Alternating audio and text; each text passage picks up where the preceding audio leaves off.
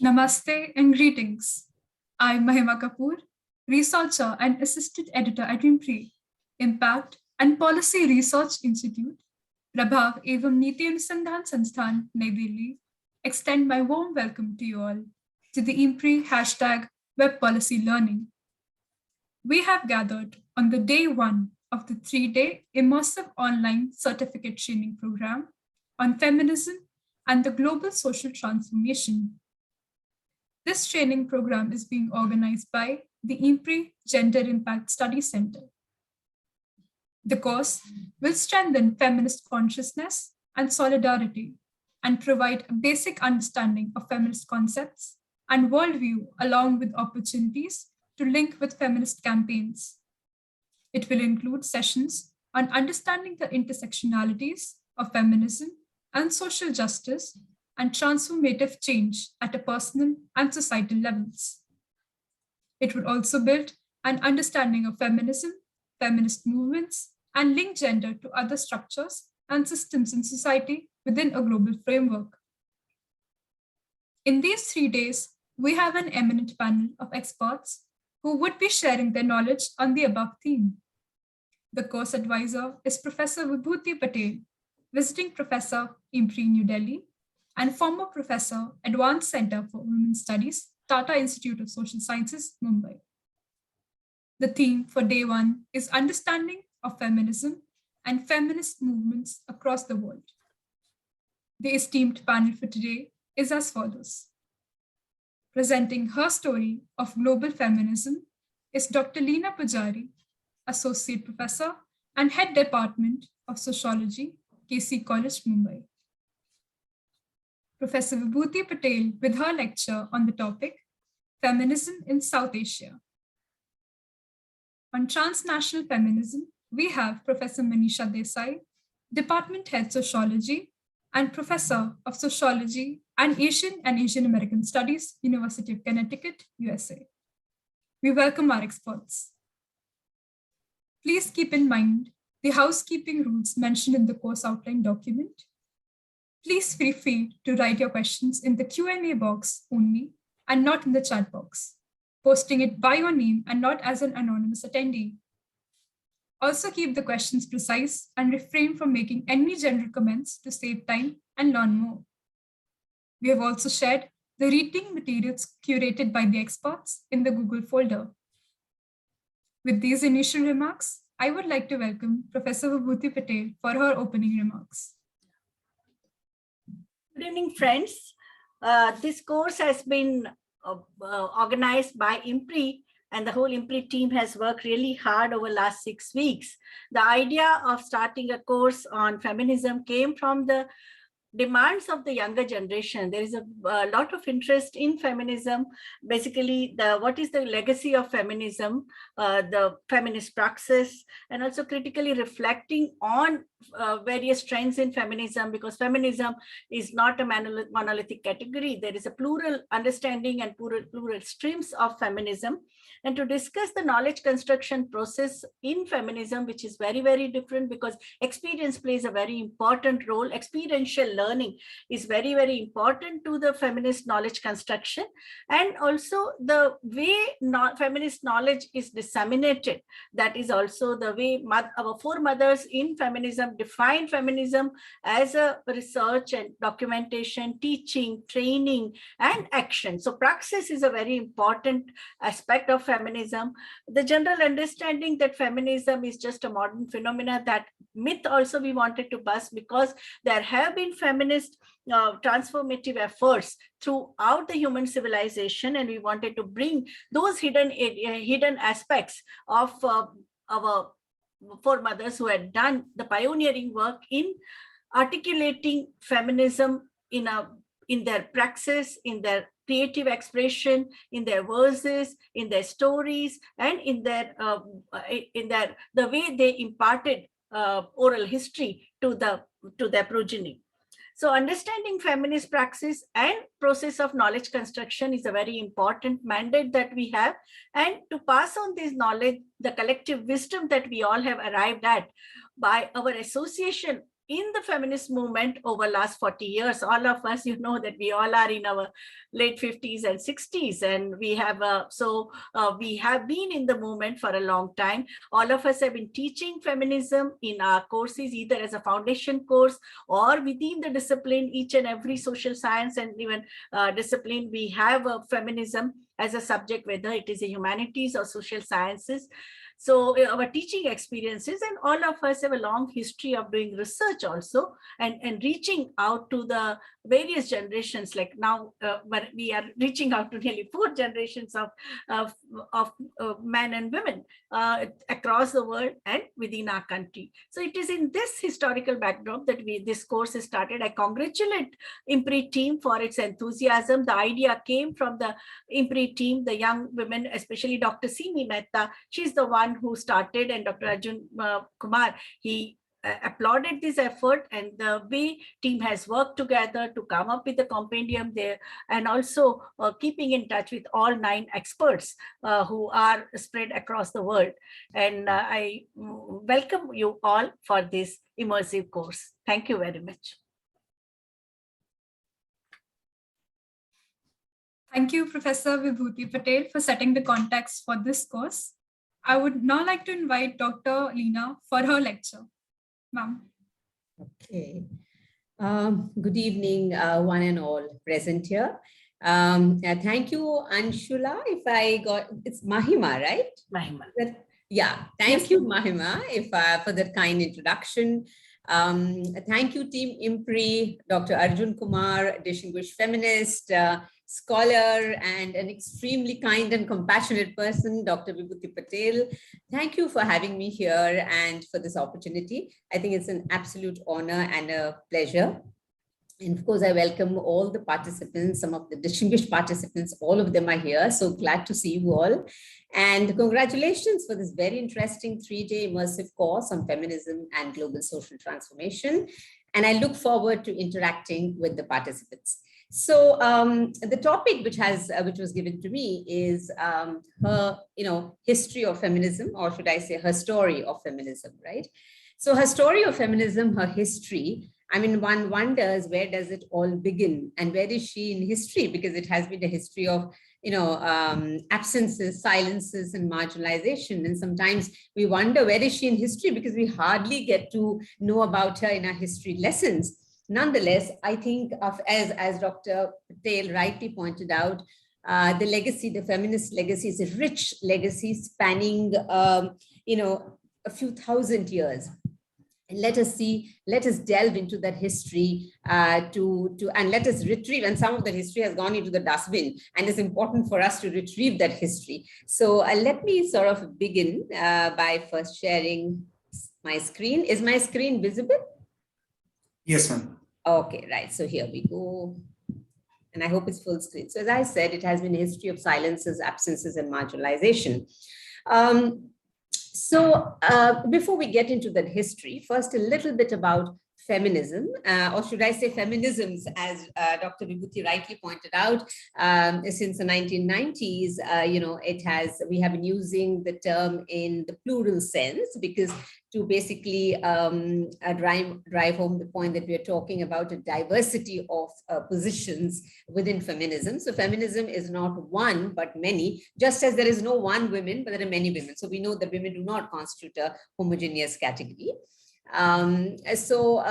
Also, before I get into what is feminism, it's also important for us to understand that feminism as a term, as a concept, has been constantly evolving. And the feminism that we know today is very broad, very expansive than what it used to be. So it has, in fact, responded to all the criticisms that came from the margins.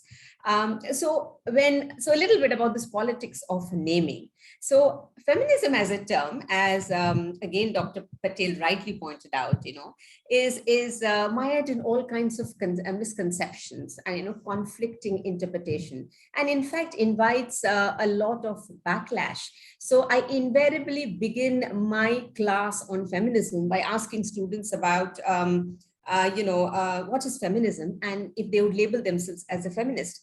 And I get some interesting mix of responses from feminism is about protecting women, furthering the interest of women, advancing the cause of women, and they have been wronged, and we need to correct this historical injustice. Two, feminism is anti-men, it's hegemonic, and they want to rule, they want to be too emancipated, want to do away with those, with the idea, want to do away with the role of a homemaker and mother, so on and so forth. And to answer the question on would they label themselves as a feminist, I have, over the years, I have seen roughly 3 or 4 categories that emerge. One group which says no, not at all. One group which says, yes, we want to be known as feminists, we would wear it with a lot of pride. Another group says, we still don't know, we are confused. And there's one group which is emphatic and says, no, we don't want that label. We don't want that. We believe in women's rights. We believe in gender equality. We believe in everything that feminism maybe stands for, but we refuse to call ourselves a feminist. We'd rather be women's rights activists, right? So, in fact, they say in this day and age, we'd rather not call ourselves a feminist because we will earn the label of a feminazi, and there's a lot of trolling. And when I say this, I'm especially addressing the younger generation present here, the younger generation of students present here. So, the question that arises is, one is a little intrigued by this. Why is there this reluctance and this skepticism about feminism? I mean, if you ask me, I think it's one of the most progressive movements. It's highly liberatory and emancipatory, right? Then why is it that it gets associated with these kind of doubts, okay? And Barbara Smith, a feminist scholar, very rightly says, she says, feminism is one of the most threatening of all social movements, simply because it actually asks very difficult questions about the way we live, about our very existence, about the way we relate to one another. And it asks very critical questions about the most intimate of all social relationships, which is the relationship between a man and a woman. Right? And in that sense, it is perceived as very radical and revolutionary. But then, all right, if this is so, and I'm not getting into many women and many feminisms because I've told you about the diversity of positions within feminism. If time permits, we will come to that towards the end. But then what exactly is feminism? Very simply put, if I were to deconstruct it and try to make it very simple and neat for all of you, well, feminism is an ideology. It's a very rich and vibrant movement, which has produced a wonderful body of knowledge that validates women's lived experiences, right? Which involves a commitment to change the social position of women, a commitment that derives from a recognition of the fact that women have suffered material and social injustices that derive from their biological identity, right? And feminism is also an action system. As Dr. Vibhuti rightly pointed out, feminism, to say that I am a feminist and I believe in feminism is not enough, because feminism also means an action system. It means we need to speak up. It means we believe in change. We believe in transformation. So to be feminist is actually a political act, okay, about changing things, about transforming things. And that act of resistance needn't be something which is very visible, something which is like radical. It can be very simple as well. So my right to say no to, for example, the pressure to get married or to continue with my education, simple things can also be feminist acts. Here, I wish to introduce you to, over the years, there have been numerous attempts at understanding feminism, and we've had a number of theorists who have spoken about it. But one theorist whose perspective on feminism has stayed with me, and I'm sure with most of you, is, of course, Bell Hooks. She's no more with us, a Black feminist writer, cultural critique, feminist icon. In fact, her demise felt like a personal loss to me, at least. And her perspective and her views on feminism is something that I wish to place before you. And I would urge all of you to read her book, Feminism Is for Everybody. she begins by talking about, she says, why is it that feminism, which has a lot of potential for an emancipatory and liberatory politics, why is it so misunderstood? Okay. And of course, she talks about the early feminist movement and the exclusivist nature of movement and not allowing men into the movement for being responsible for this anti-men sentiment that is associated with feminism. But for her, feminism is a movement to end sexism, sexist exploitation, and institutionalized sexism. It's not a movement of women against men, okay? Because she says we all are patriarchal. I mean, let us understand that. Let us not be under any illusion. And I consistently say this: if you are a woman, you automatically don't become a feminist. So being a woman is not equivalent to being a feminist, because even women can be very patriarchal, and we are all participants in perpetuating sexism, no doubt about it. But of course, she does say that men as a group benefit a lot from patriarchy, right? And this also means that they play a role in perpetuating sexism. Sometimes when they even don't wish to, because they cannot let go the benefits and the security that comes from patriarchy. So we have some active perpetrators and we have some passive participants in the system as well. And of course, she emphasizes that it's important that we need to clarify misconceptions. However, she also draws our attention, and this is something which I think is very profound. She draws our attention to the interconnected nature of social oppressions, right? So she says, what do feminists want, right? Feminists basically want, they imagine a world where there is no domination, no hegemony, no oppression, where we are free to be who we are, and a world of peace and possibility. And then she raises a question. She says, do you think a feminist revolution alone will bring about this world? Right? Certainly not. We also need to end other forms of oppression. So we need to end imperialism, classism, racism, ableism, and if I may stretch this further in the Indian context, casteism as well, right? So she says, let us not be under this illusion that if we put an end to sexism and we achieve gender equality, the world will become a wonderful place to live in. Because we still have to deal with racism, classism, casteism, ableism, and surely these cannot be wonderful experiences. And this is where, in fact, we get introduced to this whole idea of intersectional feminism, which is so much in vogue now. We need to understand, for example, how our social locations of caste, class, race, whatever, intersect in numerous ways to produce enabling and disabling experiences for each one of us, right?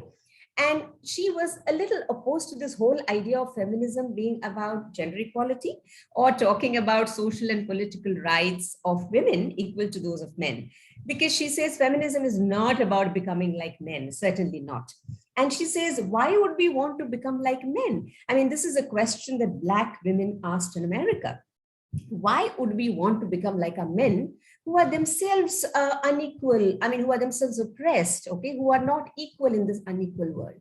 A question that even Dalit women asked here in India, right? When they spoke about how Dalit women spoke differently or talked differently, they said, we don't want to be equal with our men. So feminism is not about equality with men, right? Feminism is about fighting systemic inequities. It is about fighting entrenched, sexism that has deep roots in our society. It's about fighting systemic inequities and systemic exclusions. I think this is something that we need to, once we get hold of this fact, we will understand that feminism has actually been misunderstood a lot. It's actually a wonderful, wonderful ideology. And I think I especially wear my feminism with a lot of pride. All right, now getting into history, because that is what we are supposed to be doing here. When we look at the beginnings, right? So the proliferation of the feminist movement actually traces back to the 19th century. In fact, the term feminism emerged only in the late 19th and early 20th century.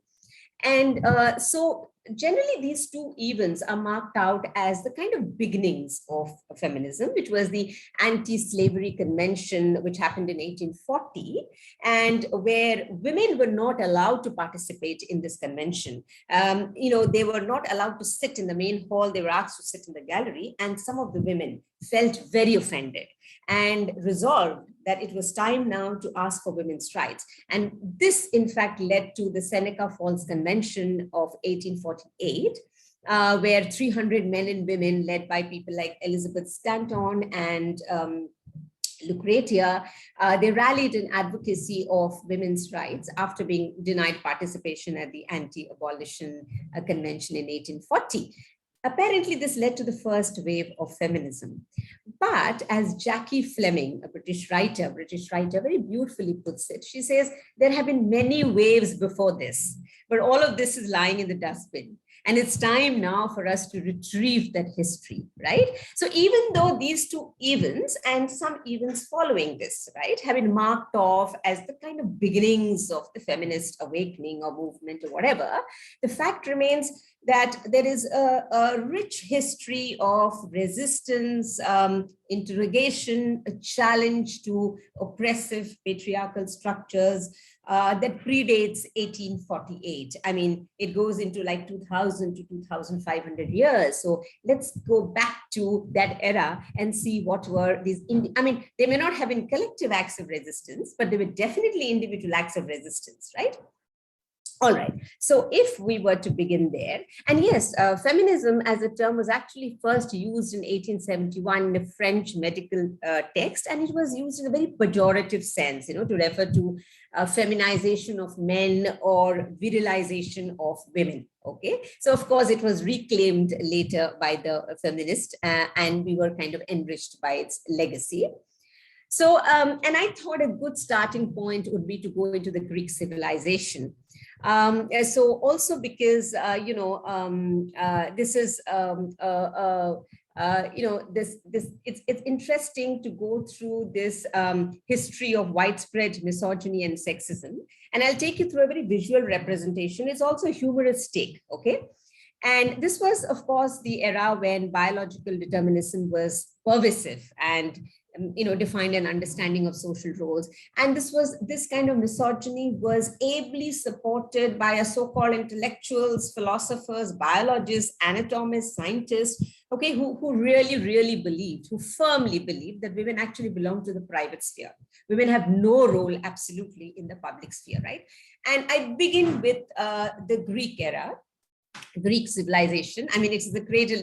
Greece happens to be the cradle of civilization, where we had wonderful philosophers like Socrates and Aristotle, and you know, the birth of democracy in many ways. And yet this was also, it hid many things, you know, the hidden side of misogyny and slavery and other kinds of mistreatment. Now, the first recorded example, and you know, Mary Beard actually talks about it in her book Women and Power. She talks about the first recorded example of a man telling a woman to shut up, right? Telling her that her voice was not to be heard in public. Women are not supposed to be in public. And who was this? This was, I mean, all of you might be familiar with the Greek epic Odyssey. And it is about Odysseus, you know, the Greek hero who was returning home after a victory in the Trojan War. And his wife was waiting for him at home. And wife and son, both of them were waiting for him at home. And his wife, Penelope, came down, okay? And there was a bard who was playing, and she told the bard to change the music because she didn't like it. And here rises her son, who is Telemachus, and tells her that, you know, please retire to your room. Speech is not meant for you, okay? It's for me. Speech is my business, right? In the public space, speech is my business, not yours. So I think you need to, you know, she, in front of everyone, you know, she says, mother, he says, go back into your quarters and take up your own work, all right? And what was that work? The loom, okay, weaving. Weaving was one of the main work that women were supposed to do in Greek. And in this picture, you see the mother and the son standing in front of her, and the mother next to her loom. And he says, speech will be the business of men, all men, okay? And I have the power in the household.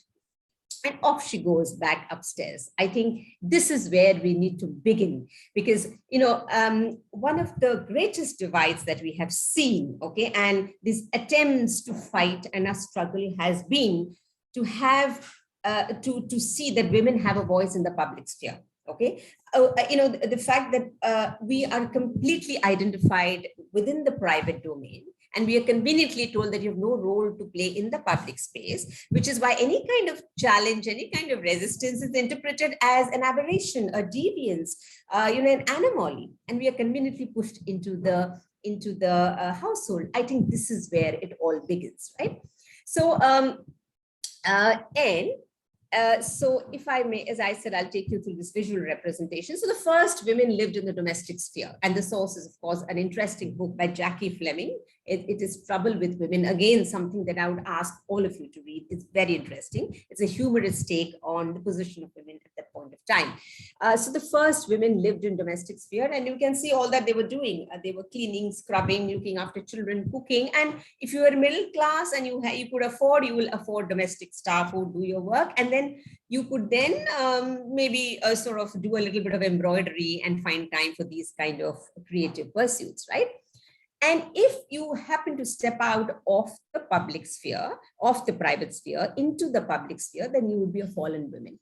And who are the fallen women? There are numerous ways of being a fallen woman. I mean, you have a mind of your own, you are too articulate, you're too opinionated, you speak your mind, and that's a problem. Or you have a side parting, you wear bloomers, you ride a bicycle, then you would be conveniently labeled as a fallen woman. You study too hard, you are very intelligent, you seem to know everything, then you are obviously a fallen woman. And there were quite a few in that era. All right.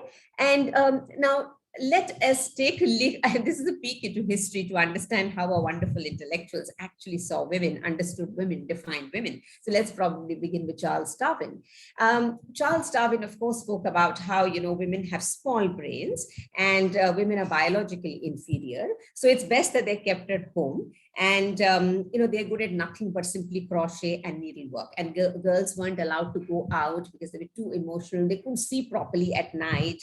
And so therefore, it's better to lock them up inside the house. And of course, Rousseau, the great philosopher associated with Enlightenment, he said, women have to be thwarted all the time. They have to be thwarted so that they can so that their natural role of pleasing men comes to them more naturally. And if they're not thwarted, it can actually lead into all kinds of trouble. So let's keep thwarting them. Any attempt by the women to act smart, they need to be thwarted, right?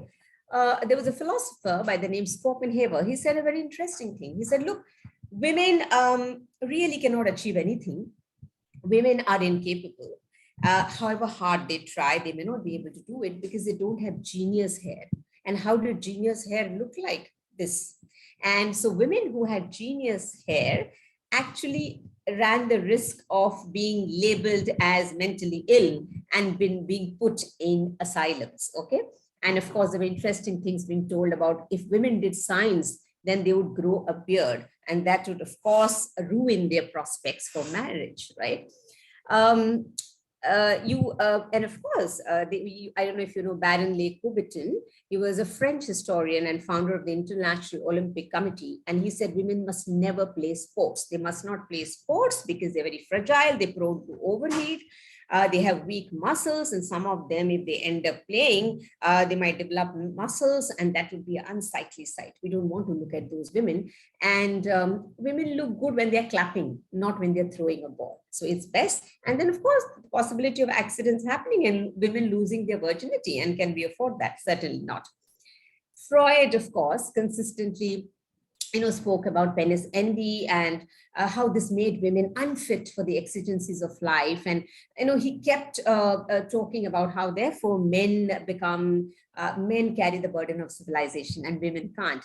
And, he kept this painting in his asylum, which was meant for women. And what does this painting tell us? This painting shows as a professor who is demonstrating what is hysteria. And there's a woman there who has been hypnotized, and all the students are men. Right? And talking about how women look best, work wonderfully well under hypnosis, not when they are conscious, right? And one of his colleagues said, he said he used to give lectures on hysteria, and he said the typical hysteric was a female exhibiting more than usual force of character, bold riders, having plenty of what he termed as nerve, right? Again, someone who needed to be thwarted. We had Dr. Edward, who was a Harvard professor, and he says it's possible for her to study hard. She can come on top of everything. Well, he was a little different from the others, but he said the problem is this would damage her health and her children would be shriveled, right? So these are the weak hands, which is why women could not pick up a pen, could not paint, could not pick up a pen because that would cause chlorosis, which is a blood disorder, and of course that might lead to a uterine prolapse, right? These were exactly the things which were debated at that point of time. But of course, we do have some women who work in the public sphere. They were slaves, they were white working class women, right? So where do these go? Of course, these are not women because they have men's hands, right? So they're all fallen women. Picasso said women are meant for suffering, right? And we all know about his muses and how they died because of the way he treated them, right? Ruskin Bond said women's intellect is not for invention, but simply praise, right? Now, here we have, the former slave, Eliza Cryer. She was a very famous, she qualified as a teacher and doctor, but after going through years of turbulence and struggle, where she alternated each year of study with a year of cotton picking. And she was often cited as an example of a woman who has a wavering mind. So all women have this wavering mind. They are not able to focus like men, right? Also, if you studied a lot, there's a possibility of you losing your hair. So we had Anna Maria, who was the first female graduate in Europe and an acclaimed writer. She learned several languages, Latin, Greek, Hebrew, French. And this is what she was before. And after becoming enlightened, you see how her hair has fallen, right? But of course, in the midst of all this misogyny, in the midst of all the sexism, we had women who crossed boundaries, who transgressed, right? And these are the individual acts of resistance that I'm talking about, right? So we had Emmy Noether, whom Einstein described as a genius, and she was a mathematician. We had doctors, one of whom was Dr. Joshi from India, okay, who were apparently the fallen women, but they defied the norms, they challenged the norms, and they went ahead and they did what they were supposed to do. Annie Oakley, sharpshooter. Then, of course, we had Nancy, who rode on the horse across America.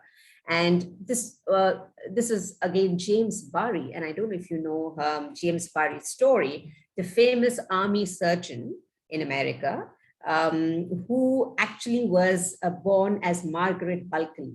She had to disguise herself and become a man so that she could study. In fact, many women in that era, in the century dating back to like 4th, 5th, 6th, 7th, 8th, would in fact disguise themselves as men so that they could study along with others. Otherwise, very often they were asked to sit behind curtains and just listen to what the teacher was trying to say.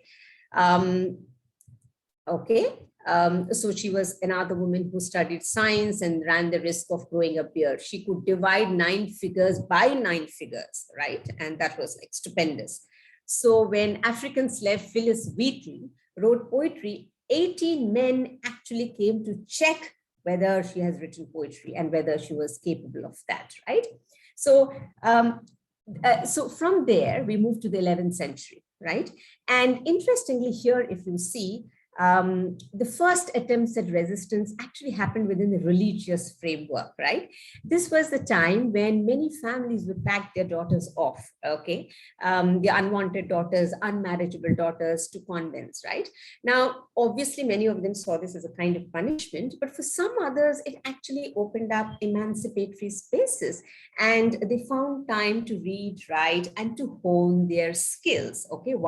Among them was, of course, Hildegard of Bingen, who was a nun. She became a saint, and she traveled extensively and to give her sermons, okay? And this was, in fact, a very dangerous time as well in Europe, because there was this great witch trial, which was happening between 15th and 17th century. About 80,000 people, a majority of them were women, were labeled as witches, and in fact were executed, okay? if you therefore chose to be different, if so, and some of these saints, women saints who questioned, for example, or who wanted to kind of do something different, but within a religious framework, ran the risk of being labeled a witch, right? And of course, many women who were traditional healers were also labeled as witch. This was also the time when, kind of modern medicine was taking shape. And this conflict between the traditional healers and the modern medicine, invariably, the doctors happened to be male. So witch hunt became a very convenient way of eliminating all women who were unwanted, who were creating a lot of trouble, who were asking all the wrong kind of questions and making life difficult for people, right? Then, of course, there was this Reformation, Church Reformation, and the two sects, Catholic Church and the Protestant sect, and women given also a lot of freedom within Protestantism. The fact that women within a religious framework could choose to be different, could raise certain questions, like, for example, Eve was better than Adam, and a man's salvation essentially springs from a woman, right? So a woman is superior. These were the questions that were being raised, or these were the kind of, viewpoints that were being articulated at that point of time. Some of the women in 17th century Europe were quite inspired by these. And, we had these writers, Pauline Dilbara and Sarah Feig, all of them wrote about how women actually constitute an enslaved class. So these were beginnings of those kind of feminist writings which happened. And they are often labeled as significant for mothers, right? And then when we move onwards, a very significant event was, of course, the Declaration of the Rights of Man, right? And it was here that Olympe de Gouges, she proclaimed her Declaration of the Rights of Women. And this was, of course, in 1791. And, where she forcefully argued that woman is born free and equal to man. And she, along with Mary Wollstonecraft, who wrote Vindication of the Rights of Women, who was from Britain, these two have been labeled as the initiators of feminist ideas, right? And in 19th century US, when we go back, this was, of course, Britain. When we go to the US, we see that the starting point, of course, was the anti-abolition movement. Many women were part of it, right? And many women realized that when they were part of the anti-abolition movement, their voices did not count. They were mute spectators. Men ruled, men decided. They were the decision makers. They decided everything. And women were asked to simply lie on the margins, beyond the margins. And it is this kind of denigration and devaluation which actually led to the Seneca Falls Convention and this emphasis on a woman alone kind of grouping where we don't want men. And it is perhaps from this stems this kind of anti-men sentiment that feminism is associated with, right? So, and of course, so this was, as I spoke about Elizabeth Stanton, who actually led the movement along with Lucretia Mott. They became feminists, and in 1848, they organized the Seneca Falls Convention, and they asked for right to vote, they asked for right to education, right for women to work, so on and so forth. So this was, of course, the first wave feminism. What is sometimes termed as second wave feminism emerged after the Second World War. In several countries. And some of the influential writings that begins with the second wave is, of course, Simone de Beauvoir, The Second Sex, where she talks about how man is a self and women is always othered, and how women has been denied humanity all through, denied herself, denied her soul. Okay, we had Kate Millett writing about sexual politics, where she argued how she coined the slogan, very famous slogan, personal is political. And Kate Millett argued how there is power in every relationship and how patriarchy is actually a political institution. And the relationship between the sexes is one of subordination and dominance. Then we have Schuler Smith Firestone, who wrote The Dialectic of Sex in 1970. And she spoke about, along the lines of where Marx spoke about a class revolution, Schuler Smith spoke about a feminist sexual revolution. And she said the two classes which stand in opposition to each other and are in an exploitative relationship is not the two classes, but the two sexes, right? Men and women. Then of course there was German Greer, female eunuch. I really don't know how much time I have because I don't have a watch here, but how much time do I have, Mahima or Dr. Arjun? Can someone tell me? And please take 5 to 10 minutes more. Okay, so then I'm well within my time. Okay, so I thought maybe I was rushing because I thought I was falling short on time. So we had then of course bell hooks, and there were many of them in between. Bell hooks, of course, called out the early women's movement, and she was very critical of the early women's movement and spoke about how the early women's movement could not extend their boundaries to all women, how they were exclusivist, they left out different kinds of women, lesbian women, Black women, trans women, disabled women, and these were never, and she said the women who were oppressed the most could not find a voice, could not speak, were not made part of the movement. Okay, so she was very, very critical of the early women's movement. Of course, I'm going to conclude with a critique. And of course, I will raise certain questions for you to kind of reflect and ponder over, and maybe we could take that up in the question answer session.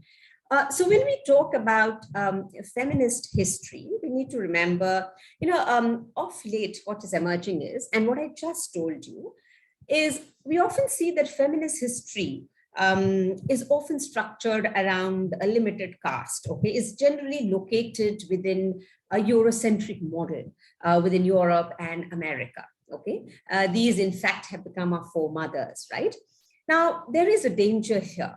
There is a danger here because there is a possibility of we missing out on other kinds of feminist resistances in other parts of the world, right?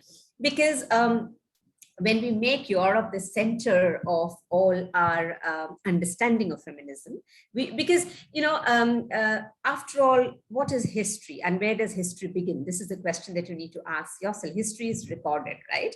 Now, there are many groups, for example, there are many indigenous groups which don't have a recorded history, who have oral traditions, okay? And these oral traditions, oral narratives are still not a part of recorded history. So we really run the danger of not capturing those and not enlisting those, right? So this is one thing that I wanted to flag. Also, when we talk about the history of global feminism, some of the scholars have consistently been arguing, and that is in the last, say, for example, 10 years or so, or a little less than that, they've been talking about, they say that can we look at alternating points of origin? The point of origin is not one, right? Maybe there are other points of origin. So, for example, can we think of the Rosetta Women's Conference, which happened in 1799? And what was it? This was a group of Egyptian women who were protesting the French invasion of Alexandria. And they actually assembled to discuss about women's right to work and things like that. Or alternatively, can we think of the rights given to indigenous female householders for example, in Sierra Leone in 1792, a right, of course, that they lost when the country became a British colony, or the voting rights that were actually given to indigenous and settler women in New Zealand much before their counterparts got the right to vote. Their counterparts in Europe and America got the right to vote. So perhaps I think we need to constantly guard ourselves against these kind of slippages which might happen when we are looking at or we are trying to understand the history of feminism. Also very important is, and of course I have highlighted that before as well, that the history of resistance, of challenge, of interrogation goes well into the previous centuries, much before these two kind of events were marked off as kind of defining feminist moments in history. And finally, to conclude, as I say, feminism today is actually very different. Today, it has moved beyond the binaries, right? When we talk about feminism, we are no longer talking about men and women alone. We're talking about multiple genders, right? And this is and this itself, I think, is a very liberatory aspect of feminism itself, that it's open to criticisms. Feminists are open to criticisms. The movement is open to criticisms, and it responds wonderfully to the churnings within. And one of this has been that, we have left out people with non-normative gender identities, and we haven't included them enough. Thank you so much. I'll just stop sharing. Thank you so much, ma'am, for this very thought-provoking and in-depth analysis. If there are any questions, I would like to propose them to you. I think I can see two of them. Okay. Should I? No, I will read it to you, ma'am, if that is okay. Okay. Sure. So, Kivana Desai states, very interesting presentation indeed. Some unknown facets of her story were shared. My question is, how would you trace Indian history of feminism? Do you buy the idea of Indian mythology as origin of feminism, or the Bhakti cult by women as the beginning of feminism? The second... Yeah, please. Okay. Thank you. The second question has been posted by Ms. Shilpi. What were some early seminal feminist texts in Asia or India, moving away from Europe and America as the center of history of feminism? What are some milestones in the history of feminism in South Asia?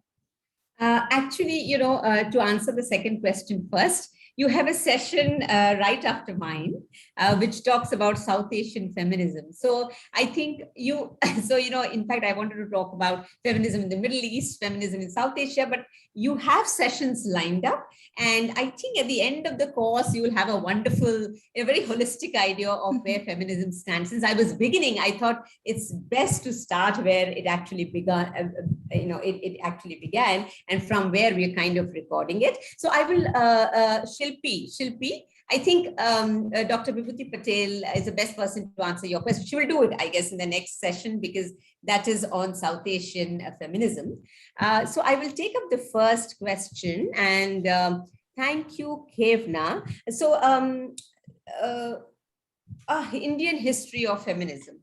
Well, where Indian history of feminism goes back to, we of course talk about even in India, when we talk about the history of feminism, we go back to the colonial era, and we talk about how the Indian feminist movement actually began at that point of time.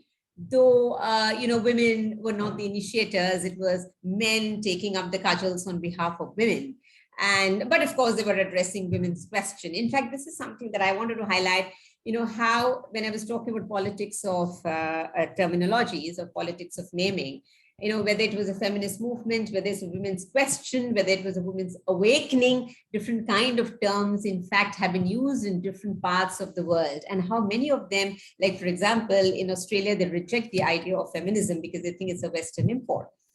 Well, in India, I would obviously, yes, Kevna, I would trace it to the Bhakti cult as, right from Mirabai. I would look at, I think Indian mythology plays a very important factor if we are trying to trace the roots of feminism in India.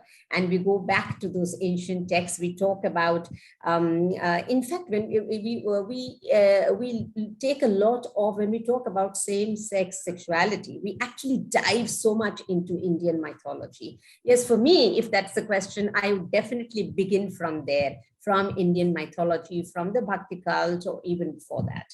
If this answers your question, Kevna. Ma'am, there are two more questions if you would like to answer them. Sure. Ms. Pallavi says, Dr. Pujari, my question is related to the last point that you raised. What can we do about the grave problem of lost and invisibilized trans and queer histories?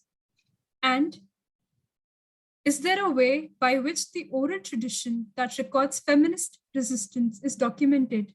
Can you suggest some accessible references? Okay, first, let me take the question by Pallavi. Yes, absolutely, Pallavi. I think we haven't done justice, even academia, even I as a pedagogue, as a feminist pedagogue, I have often wondered that even in our classrooms, we do not talk about these histories. We need to retrieve them. They're just like the histories or in Europe and America, where a lot of it has gone into the dustbin.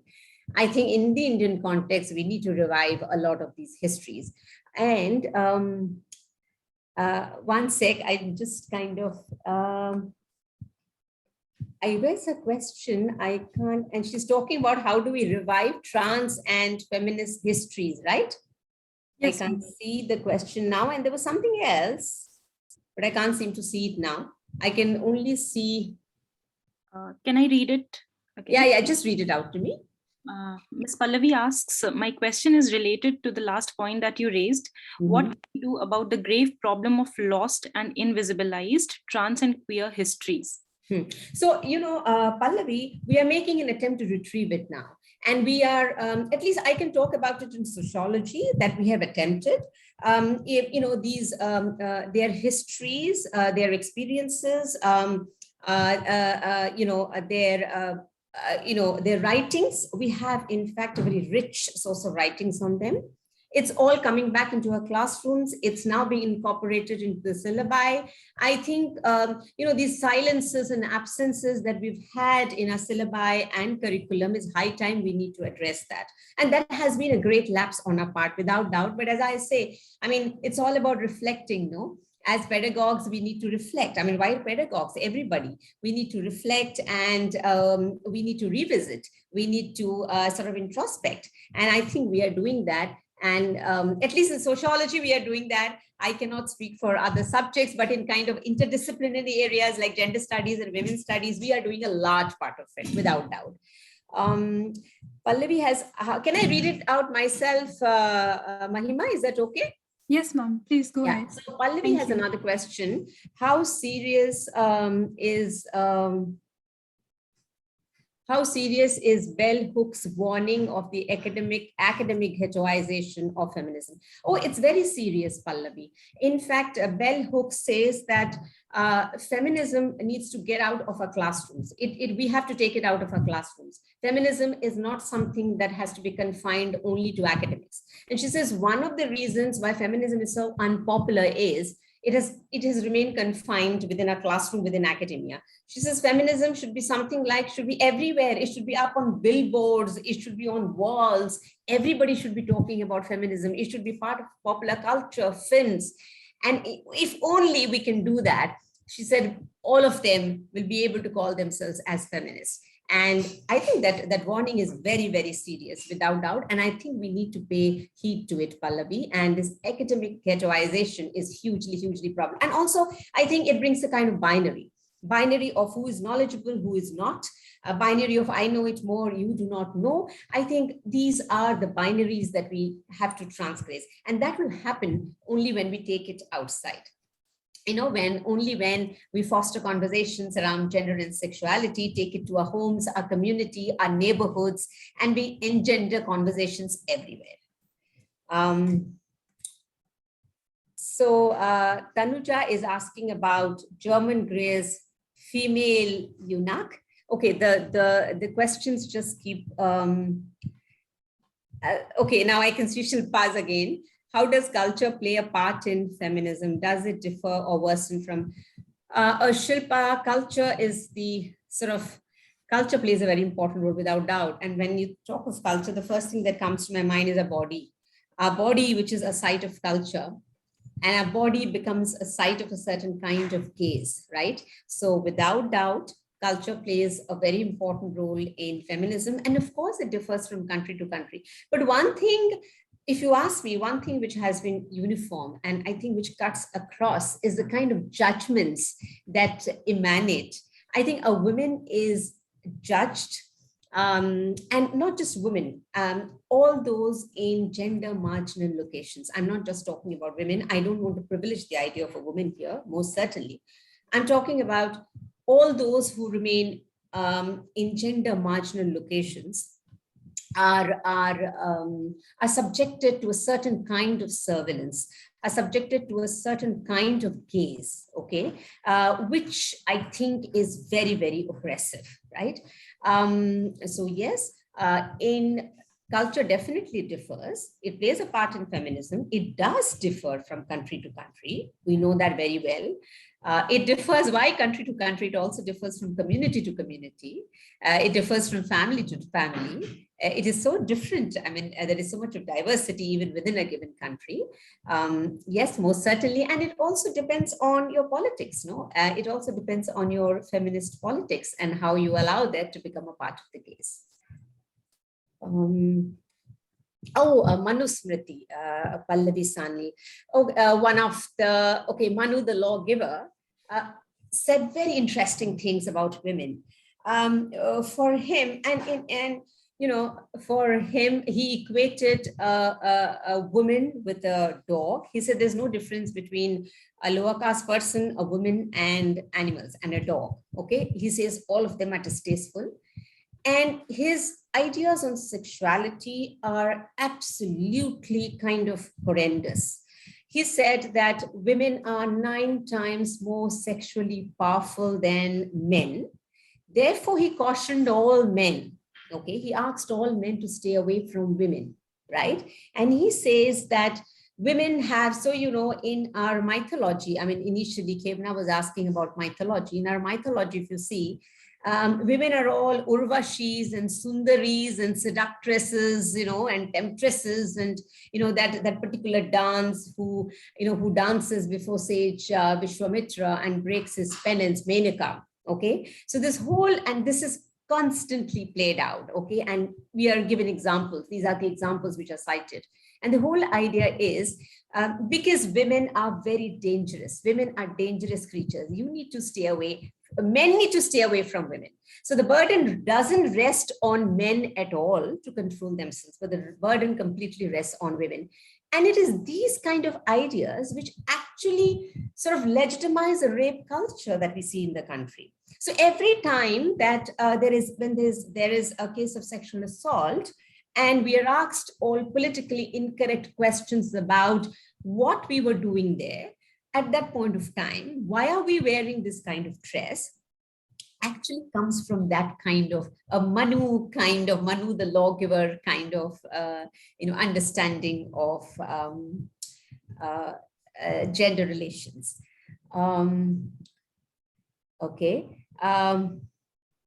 Apurva, negative views of feminism, how do you think these evolved? So I think, Apurva, I did talk about it in the initial part of my lecture. I did speak about how feminism is mired in all kind of misconceptions and negativity, and where it comes from, how people refuse to label themselves as a feminist, why they're scared. It's very interesting. If you look at the women's rights discourse or gender discourse, you will see that.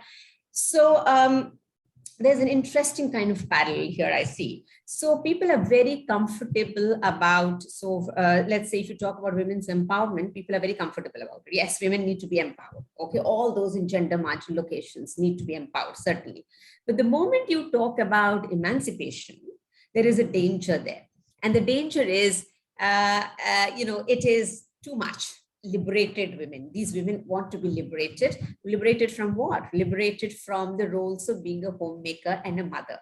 Liberated from the roles of being confined to the private space. That is something that is not acceptable. And that is what is perceived as very radical and very revolutionary. And that, I believe, has contributed to this kind of negativity about feminism. Because we have this whole business of natural differences between men and women, right? Or what we call biological determinism, that our existence, our function, who we are, what we do, everything is defined by our biological identity. which is hugely problematic, right? So for example, this whole idea, if I'm labeled as a woman at birth and I'm a cis woman, and the assumption is only I can give birth to a child and I will only raise a child. The whole idea is the raising of the child is automatically connected to giving birth of a child, even though there may not be any connection between the two. So this theory of biological determinism that is very pronounced, that defines our lives, our existence, and feminism questions that, right? Which is why it is perceived as very threatening and intimidating. And of course, there are interesting stories of who's a good feminist, bad feminist. So a good feminist, with a plate and a sari is okay, safe. And when she talks about it is wonderful. Bad feminist, too liberated is one who wears crisp cotton clothes. There are interesting stories that we have heard in the movement, in the classrooms, in the various conventions that we have been part of. So these are the kind of binaries that you have everywhere. I'm sorry, I missed a question by someone, but I can't see the question now. This Apurva's question is the last that I can say. I'm sorry, it was, I don't know, well, I think it was Shilpi, but I really cannot see anything now. Maybe Mahima can help me, or I think we are running out of time. I have no clue. Ma'am, regarding the, I think you answered the question by Shilpi. Okay. All right, yes, okay. All right, okay. Yeah, I can't see anything else. I can just see the question has been answered live. That's all I can see. Yeah. Thank you so much, ma'am, for answering all these questions with such in-depth analysis. Would you like to conclude your lecture in another maybe few minutes, 5 minutes? To kind of, yes, to end on a very sort of, what should I say?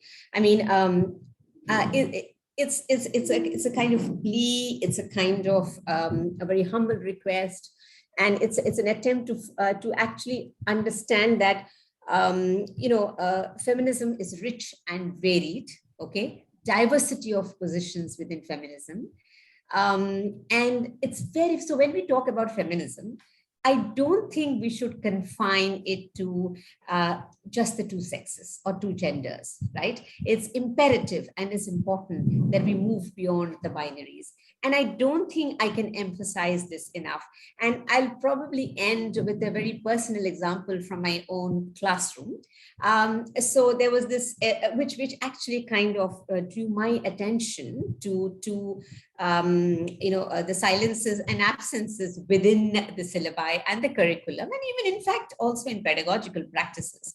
So there was a student who walked up to me and says, but ma'am, you were talking about he or she, and you were talking about men and women. I don't feel very included in your classroom because I identify with, I'm a non-binary person, and I do not identify with either gender, right? And that was a moment of epiphany for me, right?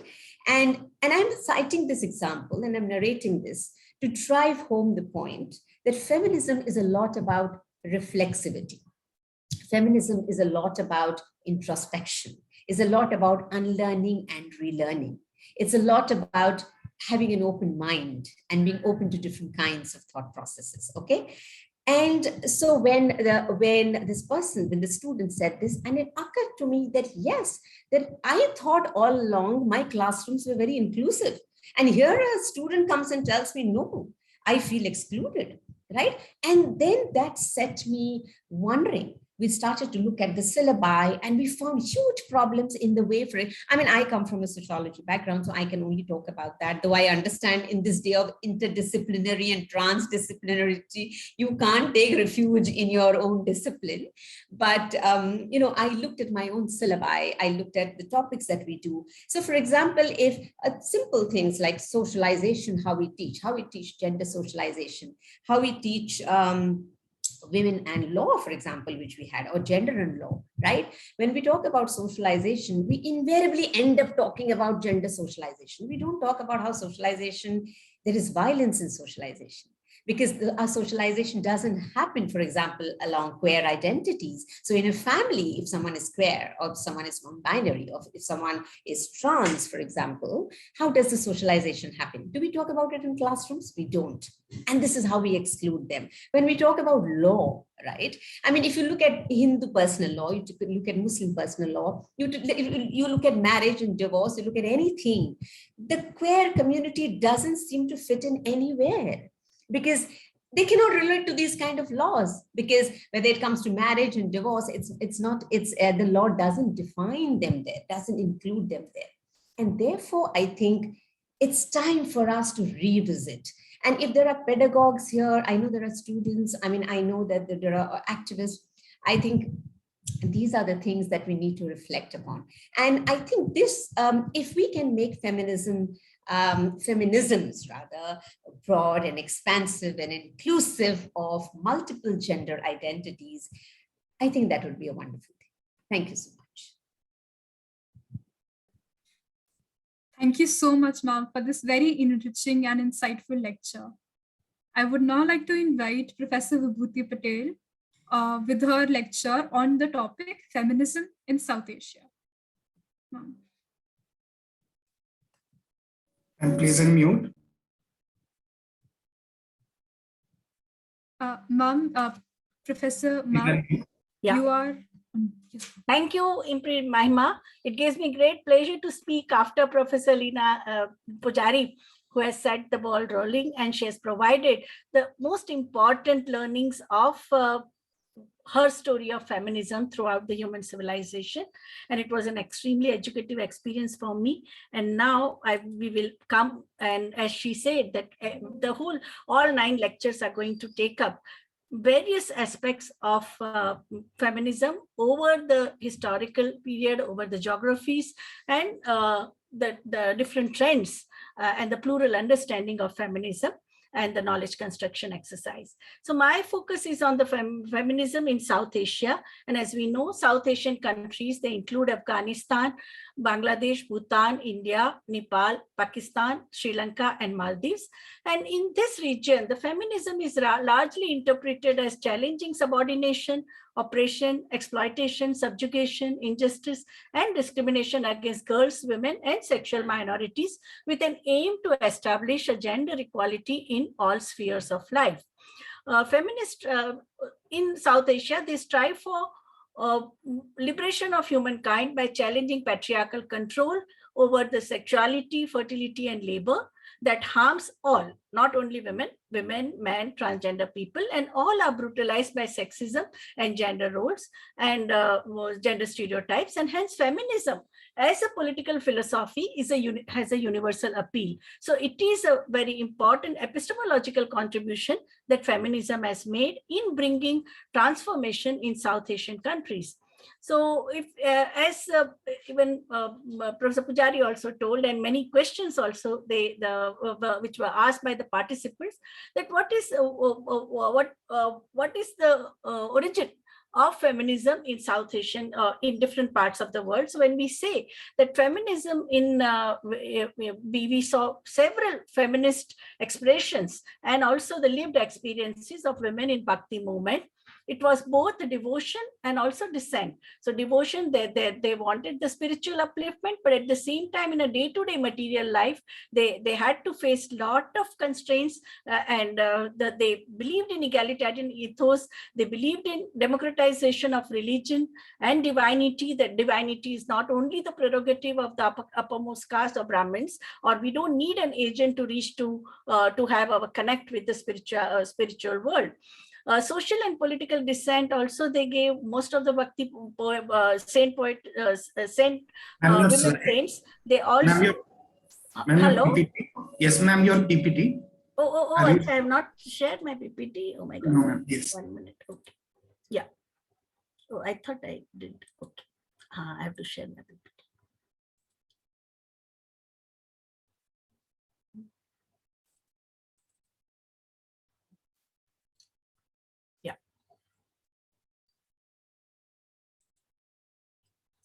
So feminism in South Asia, as you can see in the map, there are 8 countries in South Asia. I told you about them.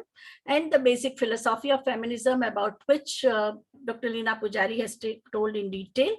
Now coming to the Bhakti movement, what I said that it was in the 12th century where Akka Mahadevi, she wrote her vachanas, whatever her verses were of vachana. She was a beautiful woman. A king got enchanted by her. But Akka Mahadevi had a very different interest, and she was very creative. She wrote verses, and the king, she got married to the king with the condition that he would never come in her way or he won't touch her. But when her promise was not respected, she left kingdom, she left her palace, she abandoned everything, including the clothes, and she, throughout her life, she did not wear any clothes. It was a long hair which covered her body. She wrote vachanas. She was a mystic, a seer, a poet, a social reformer who challenged the caste-based hierarchy. She mingled with people from all communities. She was a nomad. She was a homeless, and her vachanas are now also recited. They are sung. There was a documentary film made by Majlis, which also got the President's Award. You can watch on YouTube videos. You can watch some of the songs which are sung now. Also, she has a legendary status. Many of these vachanas were extremely liberatory. They also talked about freedom, the freedom of freedom, choice, liberty in a personal life. In one vachana, she says that don't hold me, don't stop me, let go of my hand and hem of my sari. That's what she tells the king when he tries to pull her, and she just, before she leaves the palace. We also have a very important contribution which was made by the feminist expression came, and also the religious reform which were brought out by Lal De, who was known as a Laleshwari in Kashmir in the 1320 to 1392 was a period in which she was working in. She lived in Kashmir. She was she wrote mystic poetry, and they are known as a Lal De ke Lal Wak. Her poetry is known as a Wak, as Akka Devi's poetry was known as a Vachanas, and it is a universal appeal. They also have all her Wak. They talk about the desire of a human being to be liberated, need for an egalitarian society. She talks against and she was married as a child. Her in-laws were, and she used to always sing spontaneously. She would sing while doing her work of cooking, cleaning, carrying, looking after animals, collecting fuel, fodder, water, going to the river. She would be singing and she would be in trance. Her in-laws were extremely cruel, and she gave up everything from her in-laws' house. She just moved out naked. So these are two feminists who had to pay such a heavy price. Imagine in Kashmir not to wear any clothes, and again her hair, her body was covered with her hair. Habba Khatun was a princess. She was a queen, and again she was an ascetic. She gave up her kingdom. She built herself. She built a hut next to the river, and she also wrote so many religious, spiritual verses which also talked about liberation. So they were not only in a spiritual world, but they were also in the material world, because they took up the issues of a day-to-day lived experiences of women. About Mirabai, Leena Pujari also told us that how Mirabai had to face so much of resistance from her princely background she came from. She was a Rajput woman. And Parita Nukta is a historian who has done a very good thesis. Her PhD thesis was on how Mirabai is perceived in the area from which she came, that means Chittorgarh. Parita did an ethnographic study in Chittorgarh, and she interviewed villagers in the Chittorgarh areas. None of them had named their daughter as Meera. And she asked this question that a whole world is applauding Mirabai. We everywhere, whether you see All India Radio, or at that time there was only one channel, Doordarshan and All India Radio. Everywhere Mirabai has been highly praised. And why none of you have named your daughter as Mirabai? And they said that we don't want our daughters. Our daughters should be only in the private arena. They should observe Parda, and they should be married before, as soon as they get their menstruation. So they also perceive Mirabai as a revolutionary, because Mirabai also, she left her palace, and after that she was a nomad. She was living with the people. She was, whosoever invited her, whichever community invited her, she went there. And when King Akbar also invited her to his palace to meet, she refused. In fact, it is a legend that King Akbar had to change his dress and wear the dress of a villager to listen to her bhajans. No? So their love for divine and their household responsibilities could not be aligned, because whatever were demanded by the patriarchy, they could not, because they were so much into their other divine pursuit. The notion of modesty or a family honor, which created hurdle in the spiritual pursuit, because the women had to be caged in the home, and these were the women who were mingling with the people. They were people oriented, and they were into a creative sphere. Which was also denied to women at that time.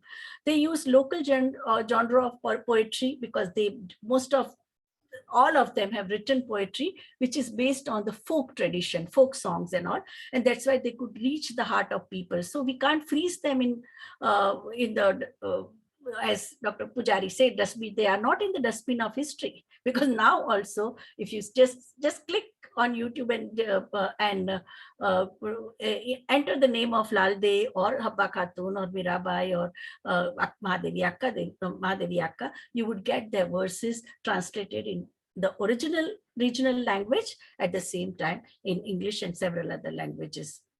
Bahina Bai, who wrote, her verses were known as ovis. Bahina Bai was illiterate. It was in the 18th century that she was became a saint poetess in the region of Maharashtra. She wrote her ovis in Marathi. All the verses Bahina Bai wrote, they deal with the day-to-day daily grind of women and the day-to-day turmoils faced by women. Bahina Bai's ovi compositions were, they focus on her troubled married life, because she was married as a child, and she also had a larger interest in the devotional life. But she had to do her 16 hours of work, and she was always torn between her duties to her husband and her devotion to the spiritual life. Her poetry mirrors her compromise between her devotion to husband and the God. One of the poetry, she wrote, many of her verses are now extremely popular in Maharashtra, not only recited by the feminist and the women's rights movement, but otherwise also the mainstream media also has covered, because they touch your heart. Anyone can identify with whether she wrote about housework or animal care or daily grind of a woman, or taunts by in-laws. So this is the one very appealing poetry, and most of them have been translated also into English. So Sasur Vasini Bai, Sasur Vasini is a daughter-in-law. So Sasur Vasini Bai, get up at midnight, neatly set out grain, begin working the grinding stone. Get up, Sasur Vasini Bai, get up, it's dawn. The rooster crows. It's time to take picture on your head. Get up, Sasur Vasini Bai. Get up and light the stove. Sun rapidly rises. Get up, Sasur Vasini Bai. Get up. Massive work in the farm lies ahead. You are but cattle. You are but a cattle in the shade. So you can imagine that how a daughter-in-law is treated. She's treated as a cattle in a shade. Get up, Sasur Vasini Bai. Mother-in-law grumbles and is annoyed. Wipe the tears from your eye. Get up, Sasur Vasini Bai. Be patient. Don't talk back. Hold your tongue. Let the memories of your mahed, that means your nettle home, comfort you.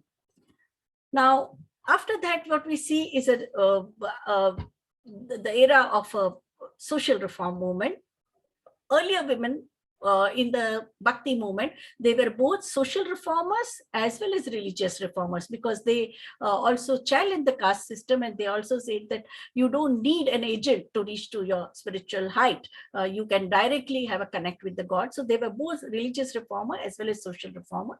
What we see in the 19th century with Savitribai Phule and Fatima Sheikh, her colleague, and Tarabai Shinde or Pandita Ramabai, that they not only fought against antiquated and barbaric practices of female infanticide, child marriage, or caste-based oppression, exploitation, deplorable condition of widows, superstition, but they also built institutions. They used their social capital to build the institutions like orphanages and schools and shelter homes for women who were socially boycotted or pregnant unwed mothers.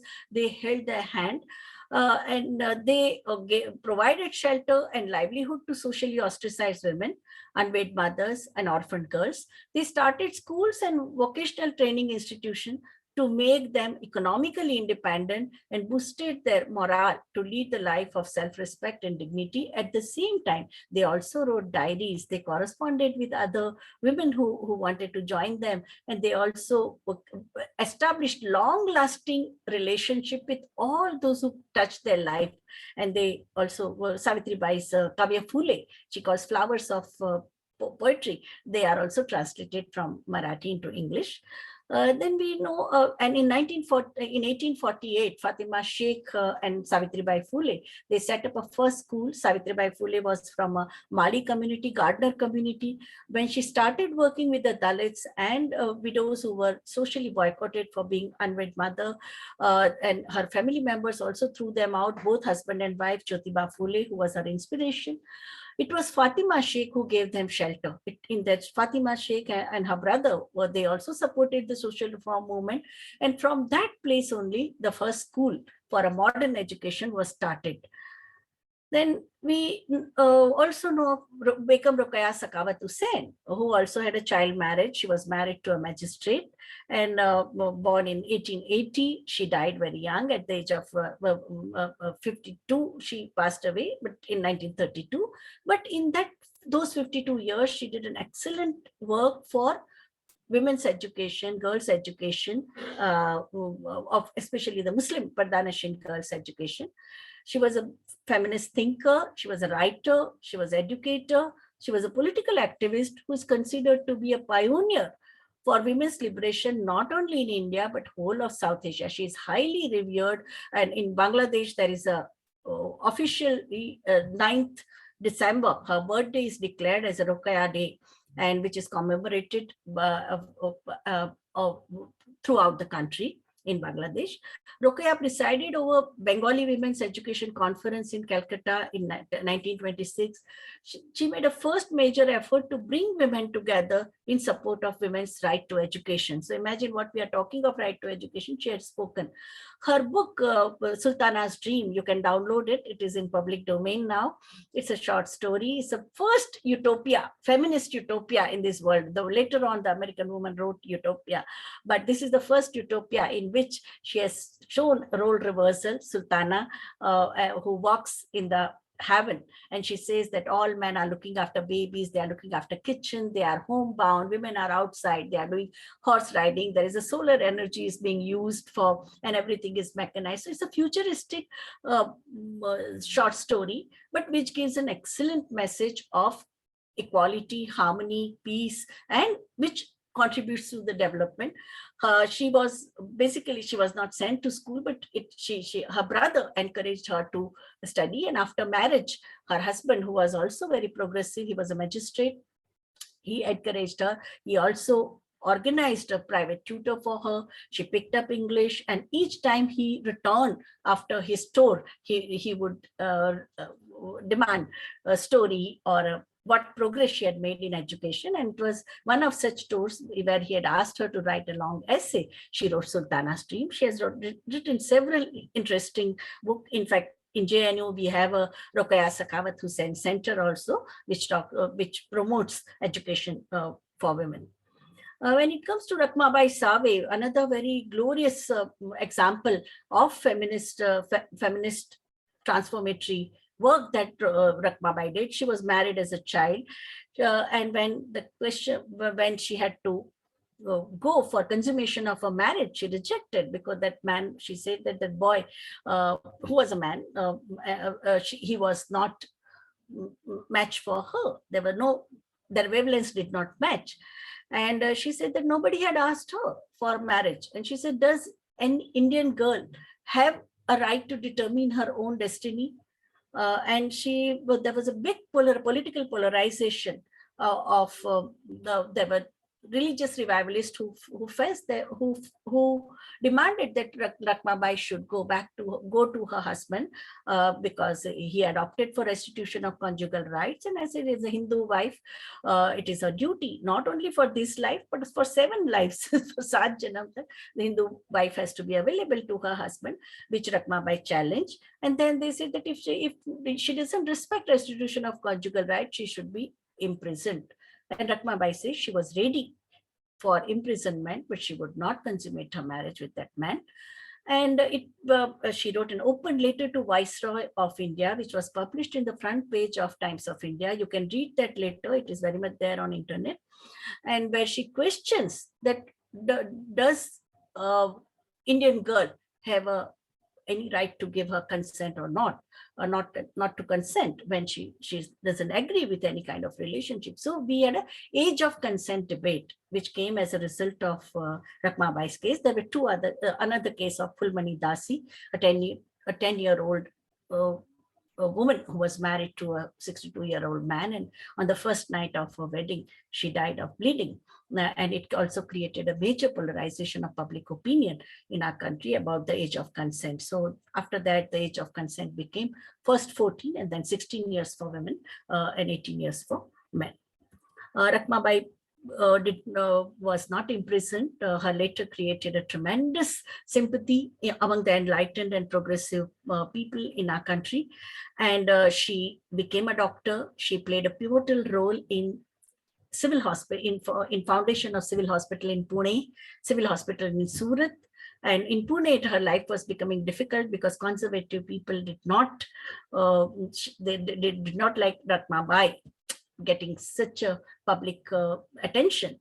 And she was invited by Chhatrapati Shahu Maharaj also. She worked in the Kolhapur. She was the first leaving medical doctor because Anandibai Joshi, she died because of tuberculosis. She was actually, historically speaking, she's the first doctor, but practicing Dr. Rakmabai was there.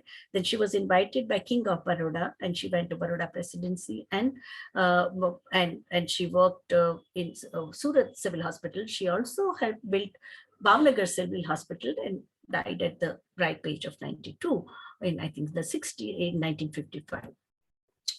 Then we come toward the women freedom fighters. This year being a Azadi Ka Amrit Mahotsav, a lot is being discussed about them by the Women's Studies Center. We know them as freedom fighter, but they were also social reformer and they were feminist in their personal life. There are so many, now many women scholars, women studies scholars are unearthing their life through their correspondence and archival material and their diaries and their public speeches and all.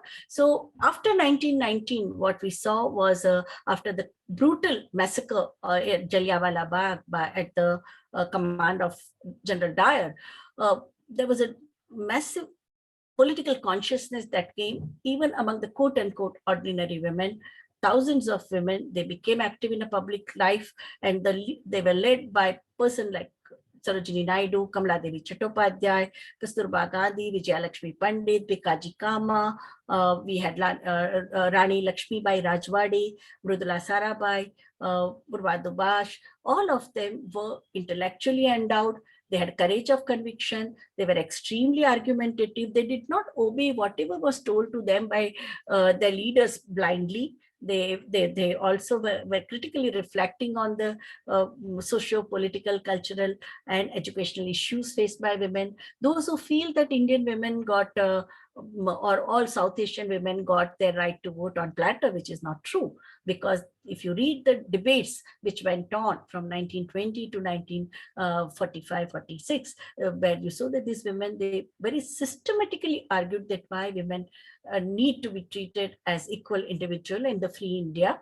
And when Jawaharlal Nehru gave a visionary document of what would be the role of planned economy in the independent India, these women, they also prepared a document, Women in Planned Economy. So they were highly gifted women. They were always highlighting gender issue. Anytime there were attempt to invisibilize women, they would stand up and they would bring the women's concerns.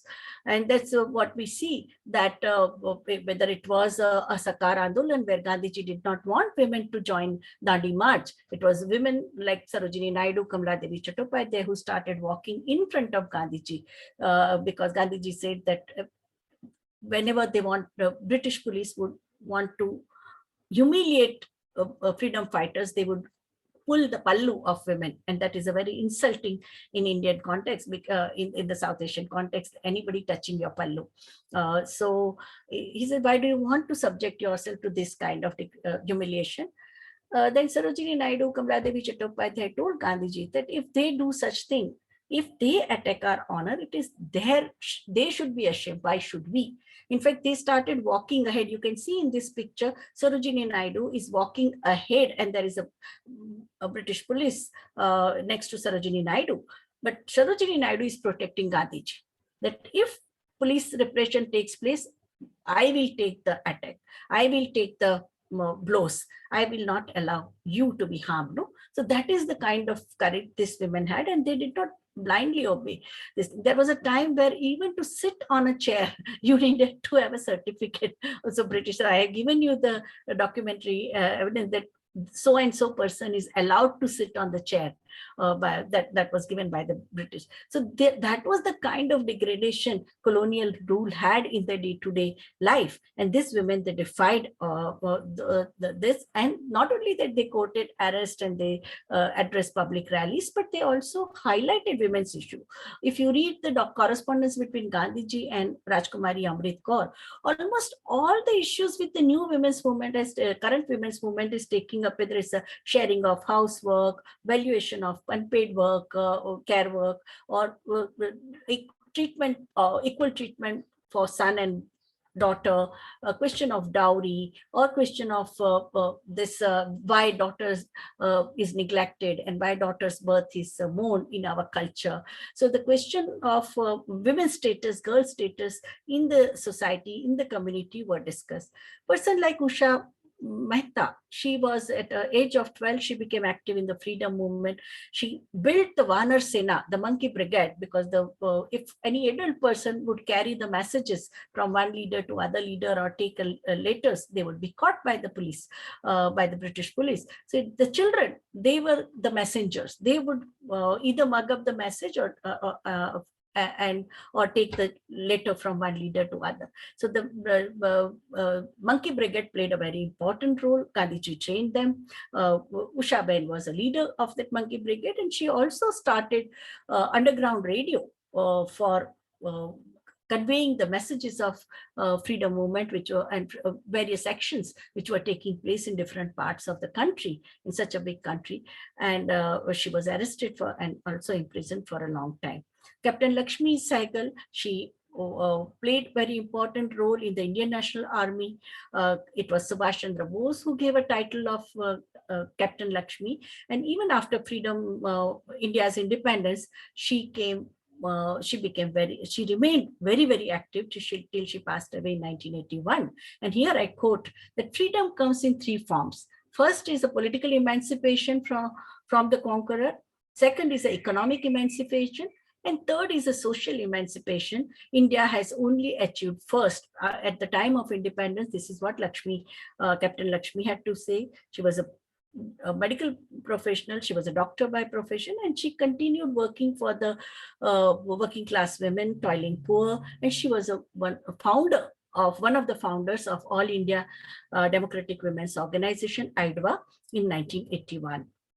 Now, at the time of partition, women who played a very important role, I told you about the women's role in planned economy, that the document that was prepared in 1940 by Rani Lakshmi Bai Rajwade, Srimati Mridula Sarabhai, and Miss Purva Dubhash. And in that document, they are asking, should homemakers be paid for houseworker? The question they have raised, that do we value care work?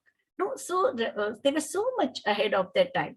At the time of partition, in 3 places in the Kashmir Valley, in the border of India and Pakistan, West Pakistan, and border of India and East Pakistan, the refugee camps in which women were abandoned because they were raped or they were away from their family for a long time. So these women were Hindu women, Muslim women, Sikh women.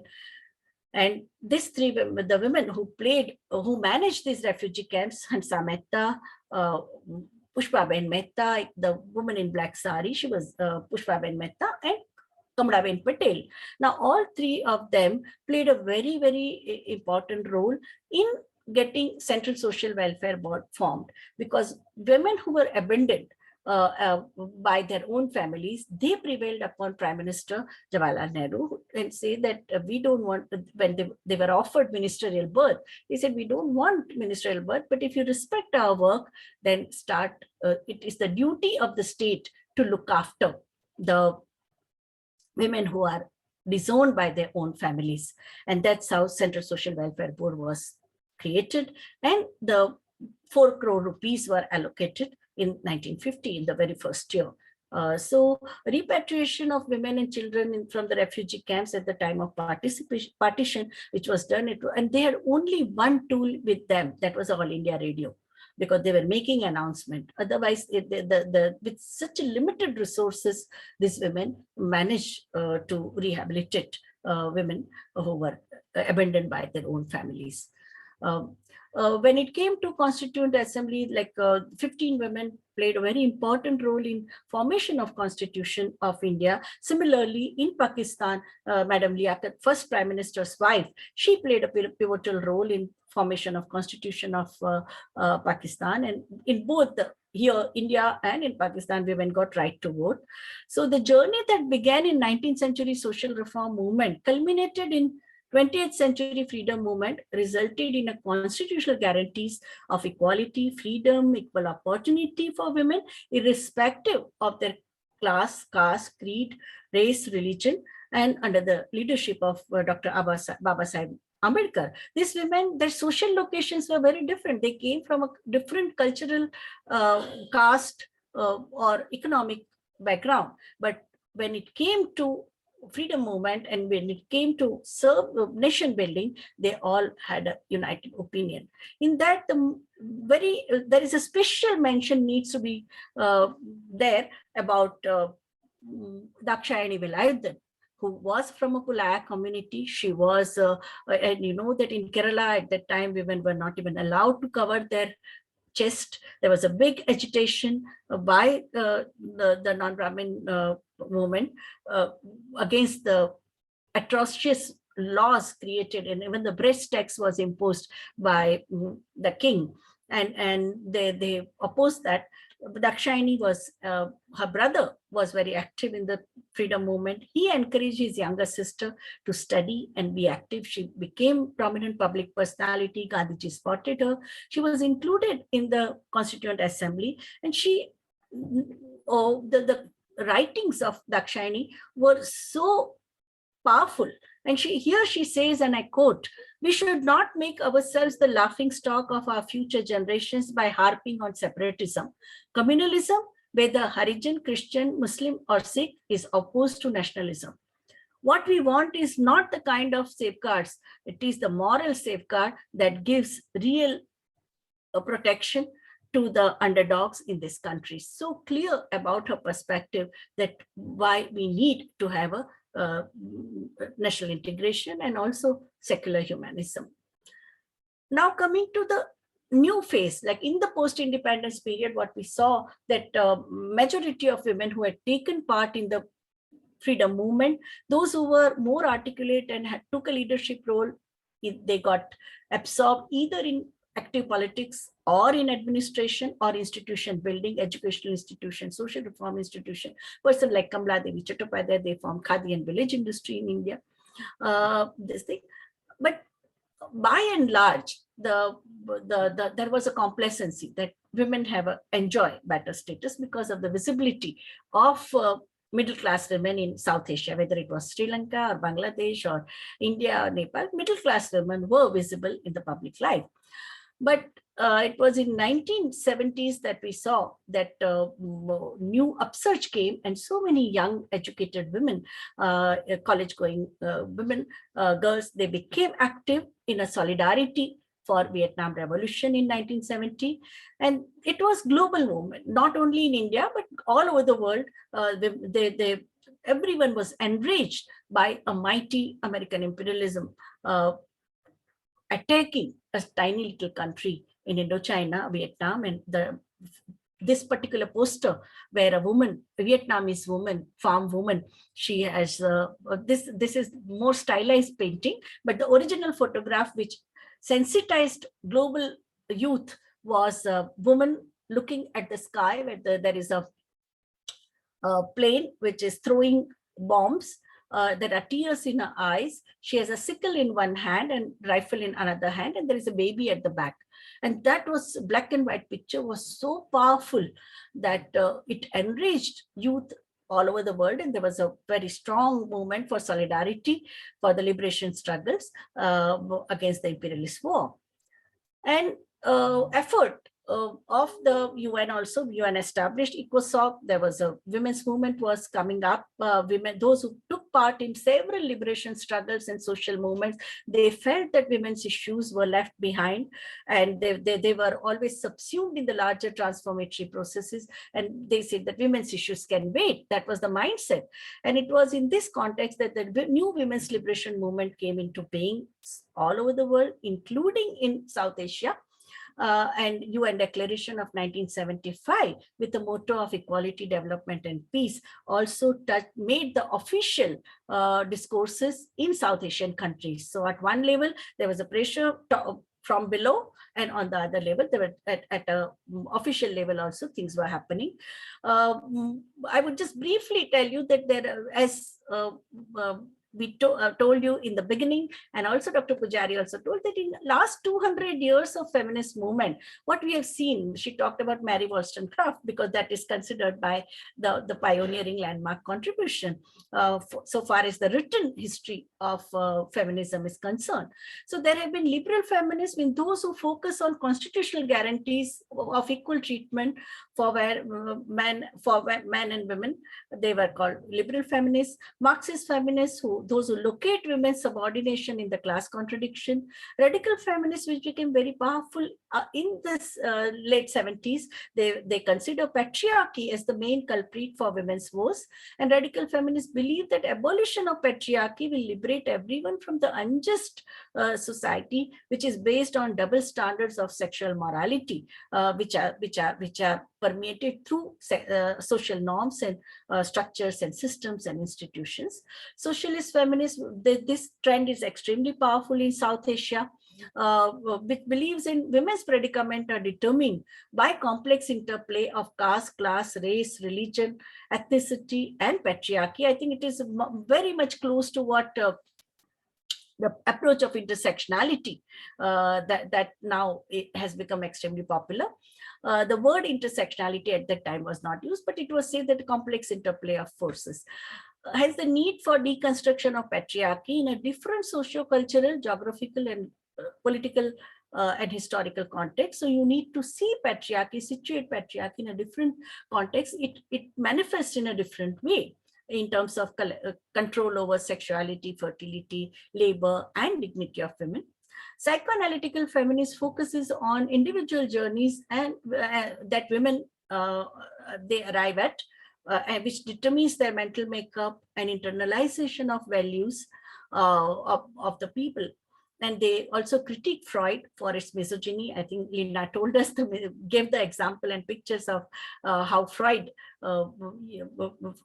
at one level, Freud brought in psychoanalysis. He brought the so-called deviant behavior from the realm of violence to dialogue, but at the same time, he also had a very, very strong anti-women biases. In fact, he also said that anything which is testimonies of women and children should be taken with pinch of salt. That means they hallucinate, women hallucinate, they have bad dreams and all, and that has a extremely negative implications for acceptance of gender-based violence, because it is always seen that it's an imaginary, that actually it did not happen, especially when it comes to incest and child sexual abuse.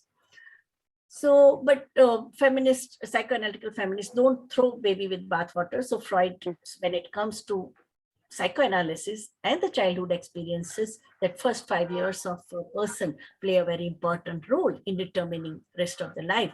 That much is accepted by feminists, but they don't accept misogyny of Freud. Postmodern feminists contest the hegemony of meta-theories and dominant discourses and bring to the fore voice of the subjugated, oppressed, and marginalized, and they emphasize decentering from the mainstream discourse. Eco-feminists, which started eco-feminist action, started from India in 1972 within the Tehreek Garhwal, where women started Chipko movement against arbitrary felling of tree. And Vandana Shiva also wrote Staying Alive, a book. Black feminists have influenced Dalit feminists in our country, in South Asia, because caste system is there in India, Pakistan, Bangladesh, and Nepal. And caste, class, gender analysis in the context of caste patriarchy, which is based on concept of purity and pollution, and the caste-based division of labor that people have to face, that Dalit feminism has deconstructed this relationship. And the last, there are many in South Asia who call themselves womanist. And they say that womanist is a contribution of Afro-American feminists, that whatever oppression, layers and layers of oppression and subjugation you have to face, it is the resilience of women that needs to be celebrated. So we should not always be doing breastfeeding about only horror stories, but we also say that women have an agency. So women's agency is extremely important. So first wave of feminism in South Asia, what we saw, as I told you about the social reform movement and freedom movement. And second wave, what we saw, that educated middle-class women from different socio-economic background, they joined social movements, and they started later on highlighting the women's concern, either by forming separate organization or the cells or caucuses within trade union or peasant organization or larger political bodies, or autonomous women's organization, independent women's organization. They challenge the conventional indicators of development, such as modernization, technological development, mechanization, automation, urbanization, industrialization, green revolution. And throughout the decade of 1975 to 85, the deliberations that took place among these women, they were informed by approach, which was called WID approach, integrating women's concerns in the development discourse, existing development, which was challenged by so many organizations such as Self-Employed Women's Organization or Working Women's Forum or Women's Action Forum in Pakistan or Nijera Kori in Bangladesh. And so that was a WAD approach. That development model is hierarchical, it is a pyramidal, and it rests, the women are at the bottom of the pyramid. Most important thing is mobilization of women. So with self-mobilization, we have to create pressure and negotiate more piece of pie in the development process. By 1985, GAD approach that we should focus on gender rather than women. When we focus on women, we are basically at the position of powerlessness. We are constantly petitioning and demanding things from the state, while gender talks about the subordination domination relationship with within the society, and how can we do gender sensitization and change the power balance, bend the power balance in favor of gender justice. And here the gender relations will be where even people who are in a powerful position, most of them happen to be men, and it is very important to reach out to them. So the main concerns of women's organization in South Asia and the feminist groups, which have basically fought for in last 40 years, is about the legal reforms, declining sex ratio. All South Asian countries have an adverse sex ratio, except for Sri Lanka. I think at times certain regions are favorable, but otherwise it is a uniform pattern. In fact, Amartya Kumar Sen has written a very important article, 100 million missing women over last 100 years throughout the history of census. Right to safe abortion as a backup service on demand by women. In fact, Nepali feminists in Nepal, they made their effort to decriminalize abortion. Otherwise, women who were reported to have abortion, they were criminalized, they were imprisoned. There were thousands of women, young girls who were languishing in the Nepalese prison, but after decriminalization, they were released. Gender gap in education, reproductive rights of women, fight against draconian population control policy. All South Asian countries have faced a very, very invasive draconian population policy. Violence against women, rape, dowry, murder, domestic violence, portrayal of women in media, sexist portrayal, stereotypical image of women in media, unpaid care work, recognition of unpaid care work, and women's participation in mainstream politics. In fact, Pakistan, Sri Lanka, Afghanistan, and Nepal, they fought for women's quota in the parliament and in legislature. In India, we managed to get women's participation quota only in the local self-government bodies. We have a long way to go. And also the question of alternate sexuality. Nepal was the first one to decriminalize the laws regarding transgender and the same-sex relations. In Afghanistan, what we have seen that the gains of feminism in Afghanistan have oscillated back and forth depending on what time, whether they were the revolutionary government, left government, or Taliban. By 1990, we saw a totally different scenario. And many of you must have read Malala's autobiography. And currently what we have seen, that after withdrawal of American army, again, Taliban has come into force. It is but still feminists from Afghanistan are not silent. They are fighting. In Bangladesh, the feminist movement have like gender equality in economic opportunities, reforms in the family laws, equal representation of women in political bodies, reproductive rights of women have been the central issue. Acid attacks, violence against women have been the major concerns, and conservative backlash again in Bangladesh also, where women are facing Islamist forces and economic issues in Bangladesh, human development issues in Bangladesh have been taken up by because Bangladesh experienced the highest level of NGOization because of the support which it got from after 1971 when the new nation was created. In Bhutan, the National Women's Association of Bhutan was established in 1981. The central concerns in Bhutan have been sexual abuse, alcoholism, and domestic violence. The Marriage Act of Bhutan which covers equal rights for women at the time of separation, or the laws on adultery, laws on divorce, laws on child custody. The feminists have tried to make it more women friendly. Polygamy and polyandry both are allowed in Bhutan, but with the consent of the partners. Child marriages are still prevalent. Marriages to non-Bhutanese. One thing is that if a Bhutanese woman marries a non-Bhutanese, she doesn't lose her entitlement. And in India, like in the post-emergency period, the new feminist movement came into existence, and during 1975 to 1985, we saw major articulation of feminist concerns, and both women's studies and women's movement, they started making combined effort by mid-80s. And like Bangladesh, even in India, the issues taken up by the women's organized violence against women, developmental issues, legal reforms, and they use the both judicial route as well as the legislative route to gain women's rights.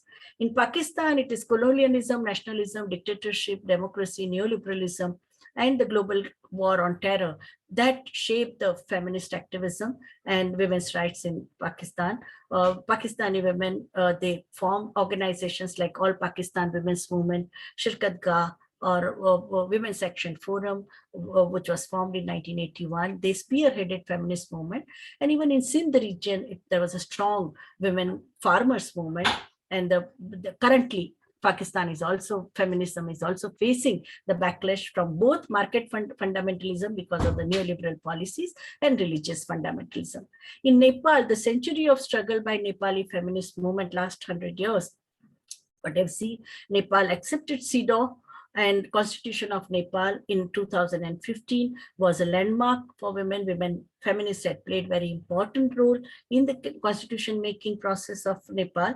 Right to dissent, property, right to participation in all spheres of life were taken up. Violence against women, reproductive health of women with affirmative action, and decriminalization of lesbian, gays, bisexual, trans, intersex, and asexual people took place.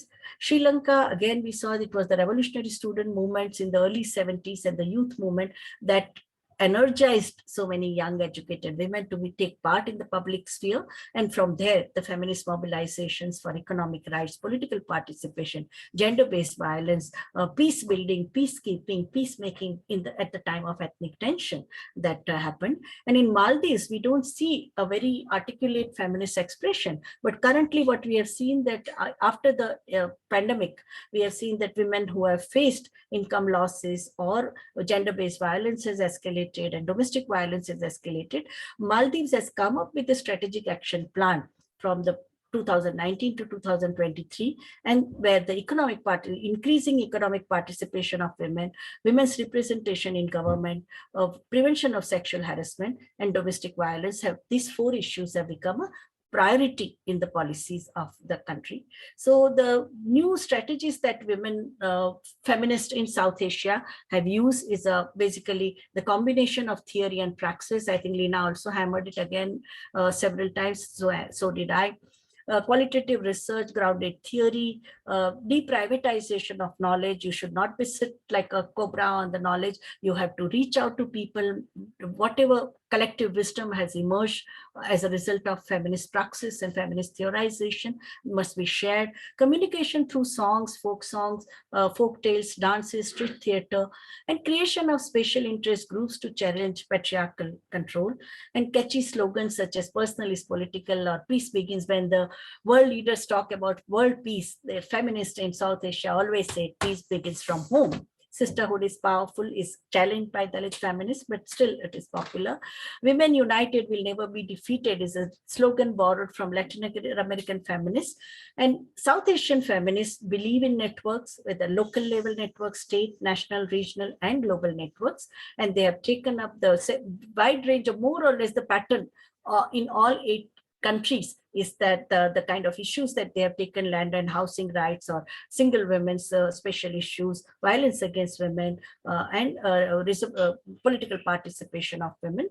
And the whole trajectory when it comes to theorization and the critiquing, the mainstream thinking in and mainstream organization of economy and polity is a critical critique of trickle-down theory, critique of limitations of WID, WAD, and GAD. Also, they have shown development alternatives with women, which are inclusive of women. That we talk about that. Most of the Asian countries, all 8 countries have adopted CEDAW, Convention on Elimination of All Forms of Discrimination. They have also accepted Millennium Development Goals, Sustainable Development Goals, and philosophy of gender mainstreaming in policy, planning, policy making, program implementation, and gender responsive budgeting. So what we see that third wave of feminism, which is currently very, very popular in the South Asian countries, which is post-structuralist, more of it is a discourse of discontent, where Dalit feminists, post-colonial feminism has been there is going to be a session on that. So I'm not going into much into in details about it. So there is a critique of the neoliberal economic policy, stabilization policy, structural adjustment program, and feminists have very sharply articulated that concern. And they've also said that when it comes to the fight against draconian forest laws, Makam, and in Pakistan, women farmers have fought against them. The livelihood concerns have been taken up. Workplace sexual harassment at workplace laws are put in place in most of the South Asian countries. And educated women in the management or in the corporate world, they also face the question of problems of glass ceiling and the sticky floor syndrome. And at that level also, a lot of fight is going on. So 5,000 years of patriarchy has been challenged by feminist movers and shakers in the public life. LGBT rights and the solidarity have also been a very important feature of feminist activism. South Asian feminists are using social media in a big way, and there are also regional level networks such as South Asia Women's Forum, Sangat, SWAN, South Asia Women's Network, 1 Billion Rising Campaign, and Dawn also has its presence in South Asian feminist courses. These are some of the important references which I have used. Most of them are available. Links have been shared. They can be easily downloaded, and they are documents from all 8 South Asian countries. Thank you very much. I had a very, very huge mandate, but I think I have been able to finish on time. Thank you. Thank you, Professor Vibhuti Patel, for this very historical perspective and very important analysis. I would now like to call forth any questions that the audience may have. So the first question is by Ms. Pallavi. Ma'am, I had 2 questions. 2 major issues pending to be decided in Indian courts are the marriage exception in marital rape and marriage rights of homosexual couples. How do our South Asian neighbors perform along these lines? Yeah. So first, I think all of them in Bangladesh, Pakistan, Nepal, they have come up. These issues are still very hotly debated, and they are fighting for it. So I think we all are on the same stage where most of the political leaders are not accepting marital rape as and that too on the ground of sanctity of family. That because that's what unanimously our parliament also did not allow it to be passed in 2013, just in spite of a very, very proactive effort of Justice Verma, and like 18,000 suggestions had come after Nirbhaya tragedy from the civilians. Only two issues on which we lost out was one, marital rape, and second one was APSA, where people from armed forces, if they are accused of rape, they won't be tried, because that's what they said. If we do that, our army will be demoralized. No? So these two are still work in progress. Feminists are fighting. And I think same is the scenario, because jingoism is there all over South Asia. The second question that has been posed is, what are your thoughts on the future of solidarity of women and marginal genders in India, with new challenges vis-a-vis religious conflict rearing their head? Solidarity is the only way. I don't see any other way of contesting the cultural nationalist or the sectarian forces, because they are oppressing women, they are oppressing marginal sexualities, and they are oppressing downtrodden working class population. So solidarity is the only way that, and the collective strength and the collective wisdom that arrives at with networking with each other. That's the most important tool that we have, or most important mandate that all of us have to challenge the sectarian forces. Yeah. Kevna Desai writes, as always, the lecture was an all-encompassing, exhaustive, and informative one. Does nation status of being theoretical, not necessarily fundamentalist, or secular influence or impact women's movement in South Asian countries? Does it affect the movement's methodology or momentum?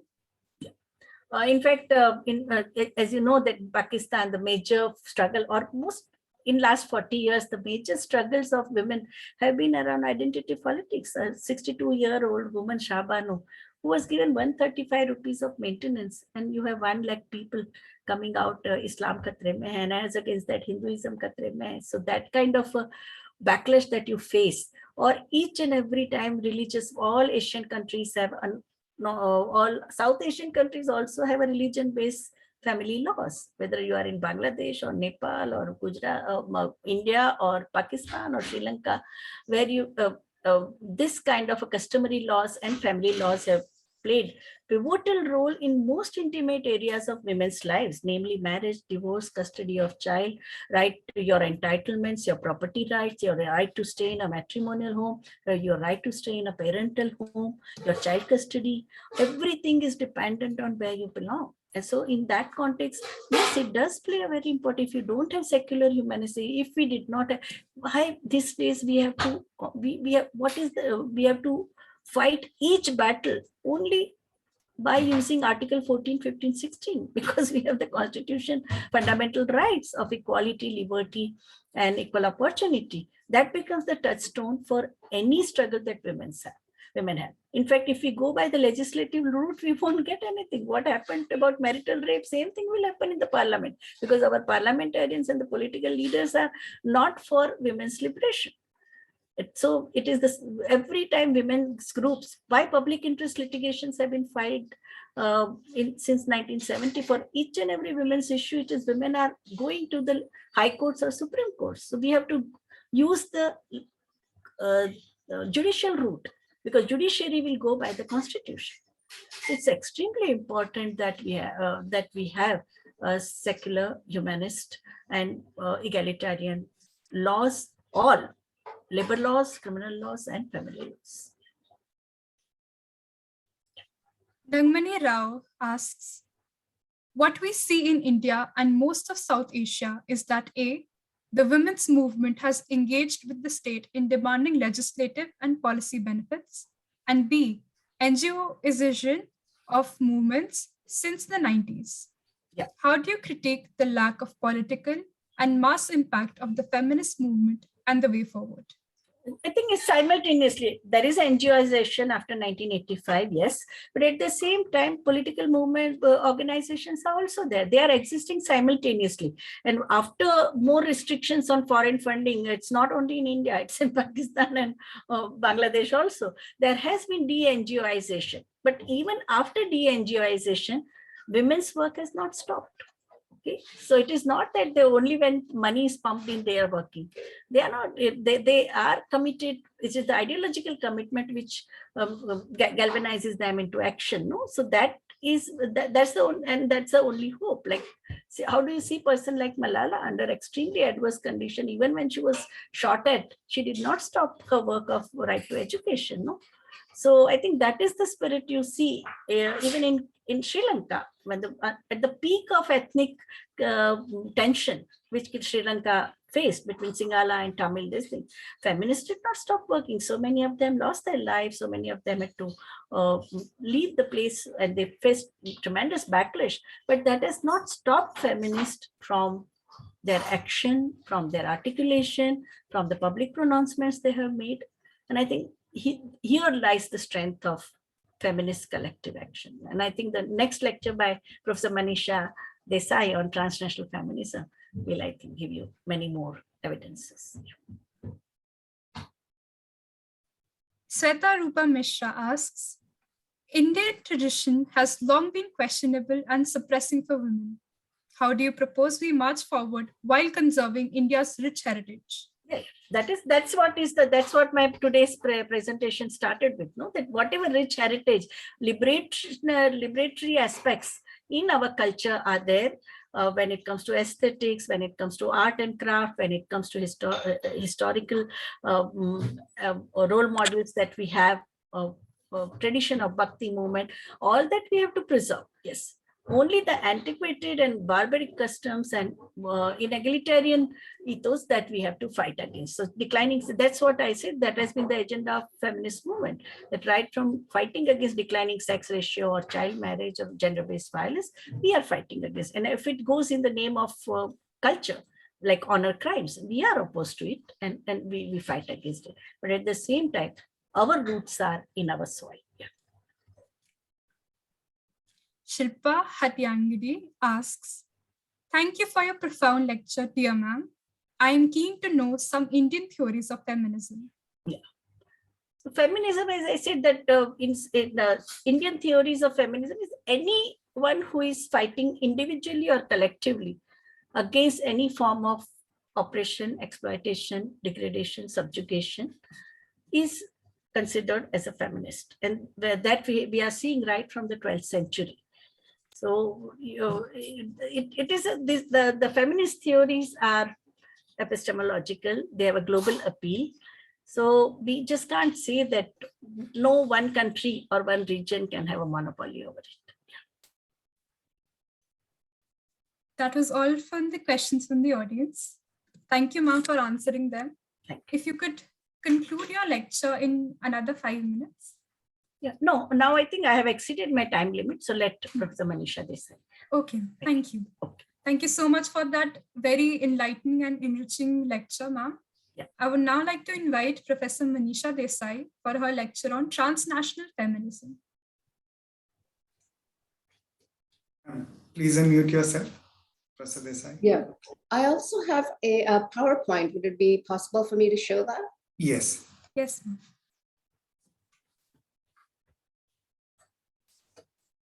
Let's see, share screen.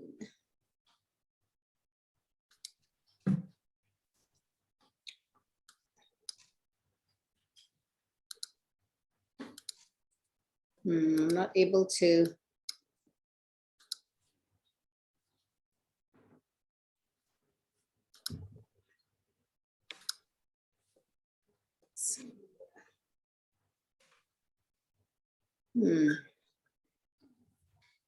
Will you just mail it to me, ma'am? Okay, I could do that. Yeah. I was trying to share it and it wouldn't share. So let me.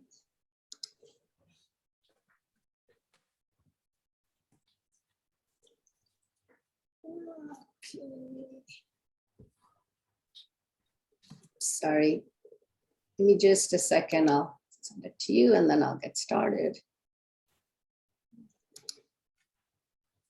You'll have to unshare poster, then only she'll be able to. Yeah.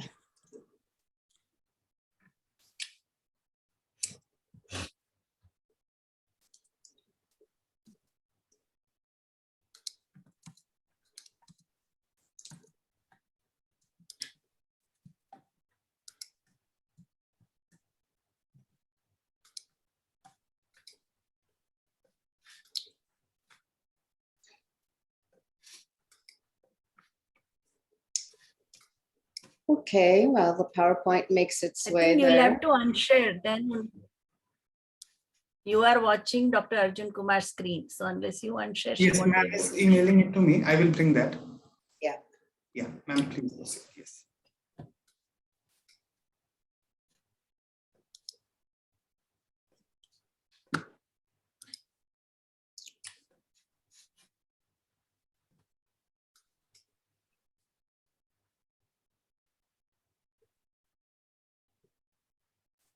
Did you get it?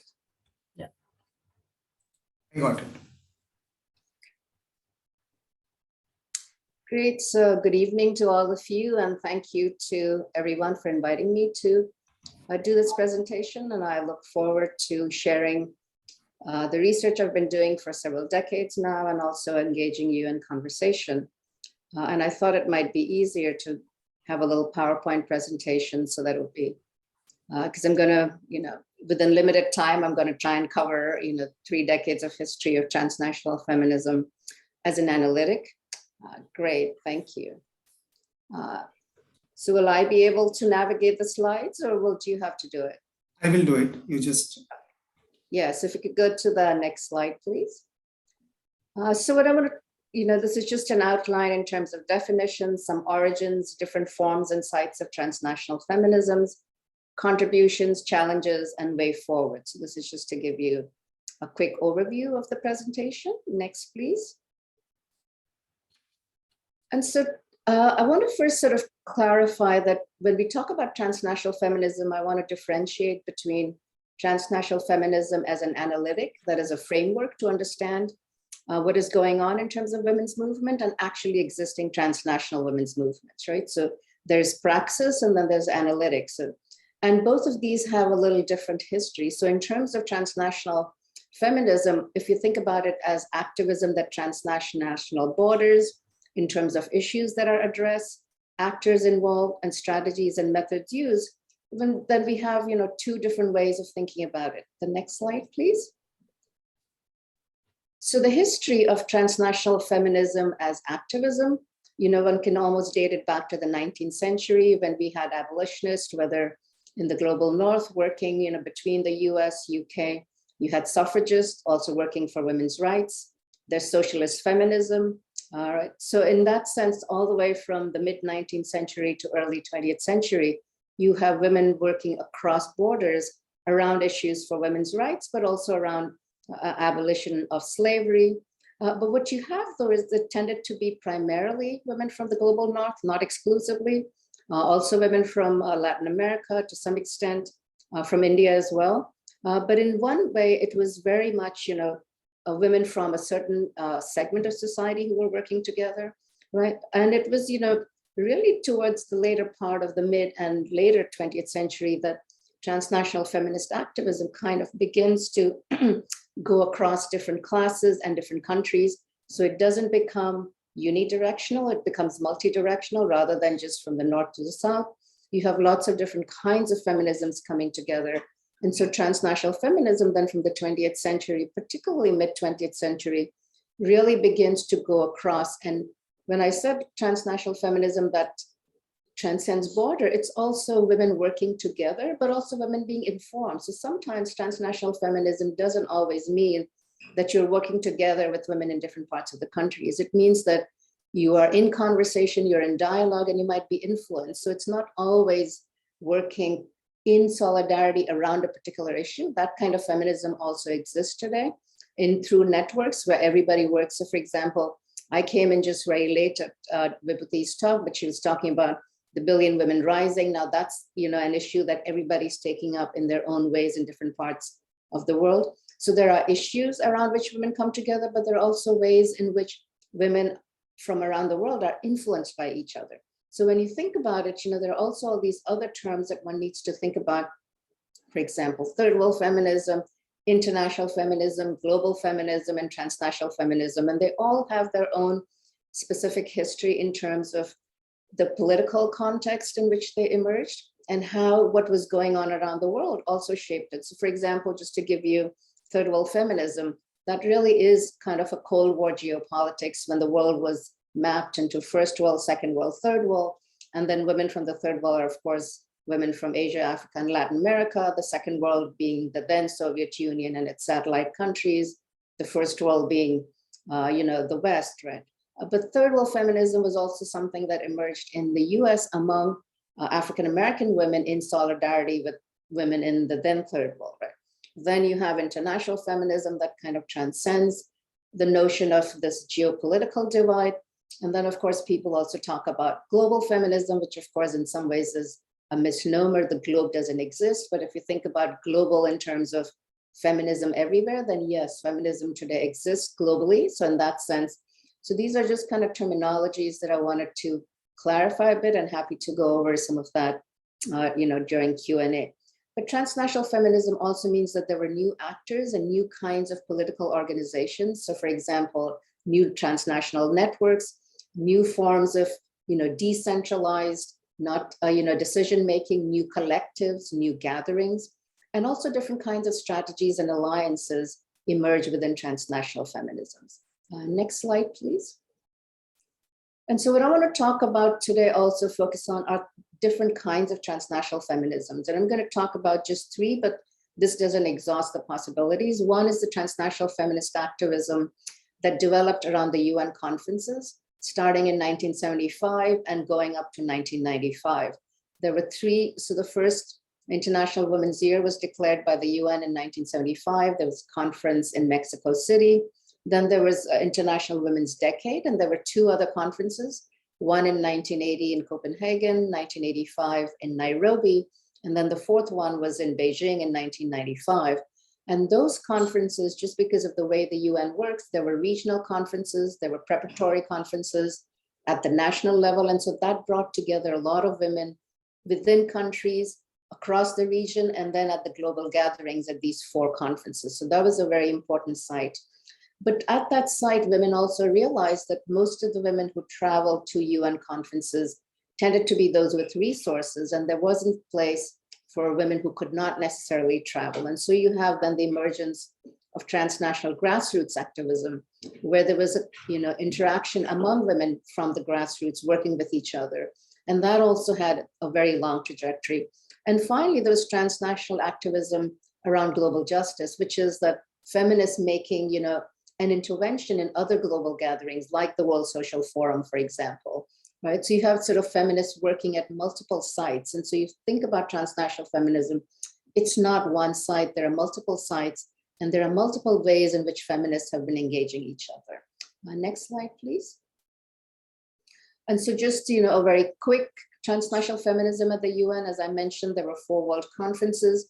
And at this conference is where I think you really begin to see a very interesting shift in transnational feminism, which is from contention to what I call solidarities of difference. So the initial conferences at the UN, there tended to be this kind of us against them. So you had the first world feminists versus third world feminists.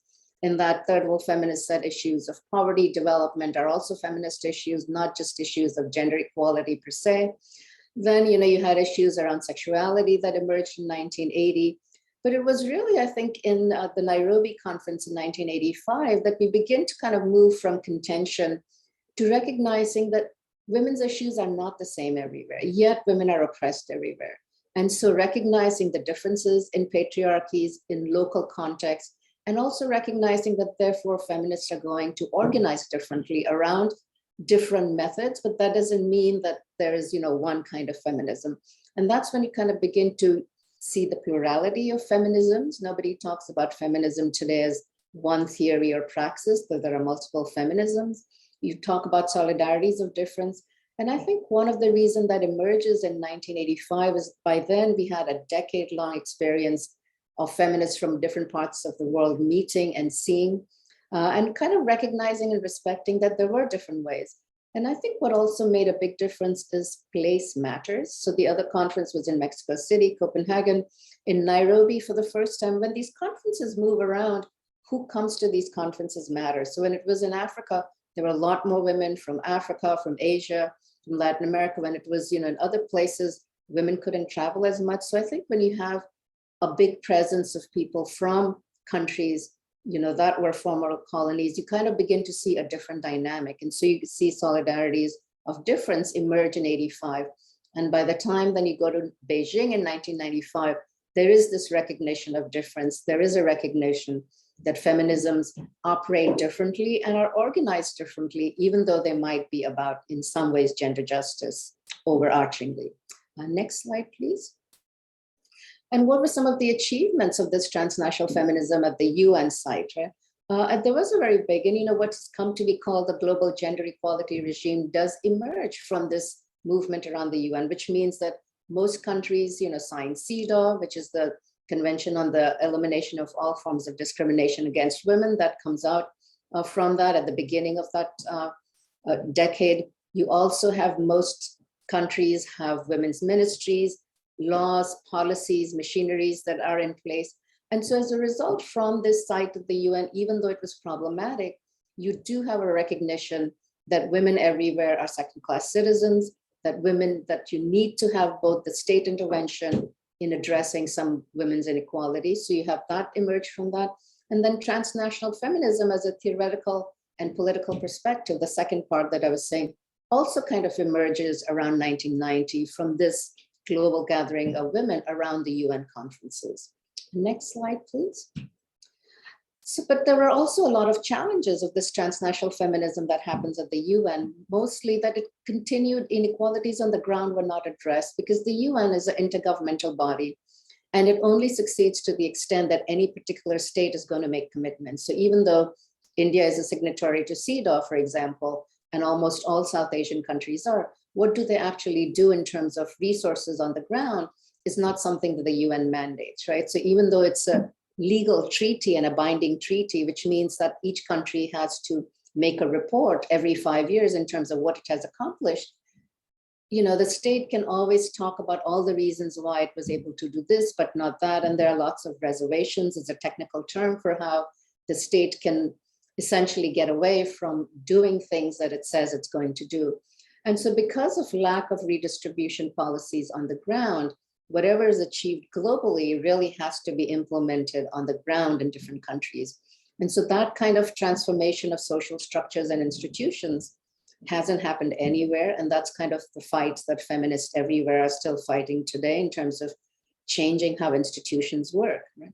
And there was also reproduction of inequalities and influence among women from the global North and South, because who can go to these conferences, mostly educated women who are working and who have, the resources would be able to go. So you kind of saw those kind of inequalities.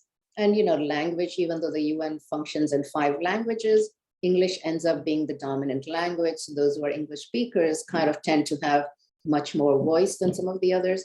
So these were kind of some of the challenges of transnational feminism in the context of the UN. Next slide, please. But as I said, that's only one side. We also see transnational feminism at the grassroots level, which means that you have exchanges among grassroots women.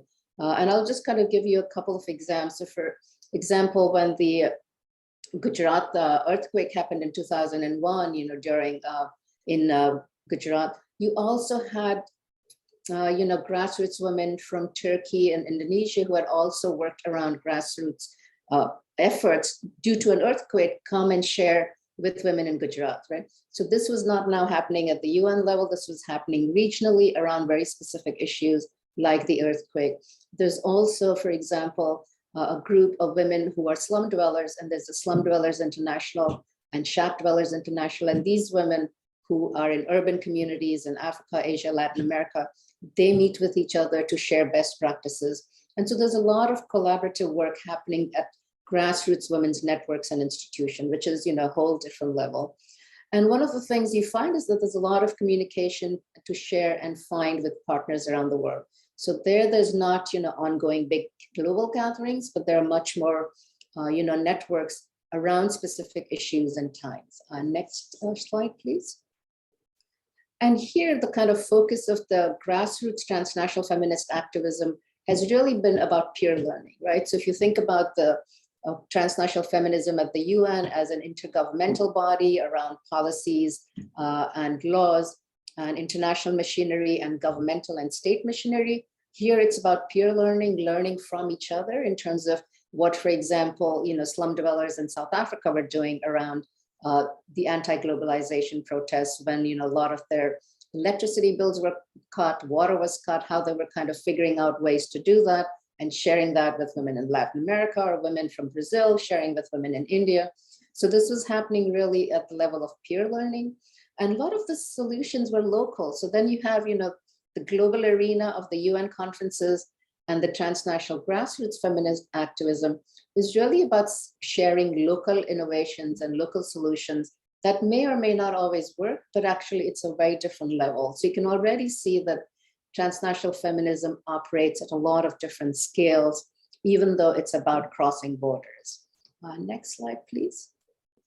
And so in some ways at the grassroots level, the 3 principles that have really helped to gel a lot of transnational grassroots activism is to think about women as citizens, not clients. And that client terminology comes from the development context. It comes from NGO and funding sources and donors. They think about, clients, these are our clients, we're going to fund them.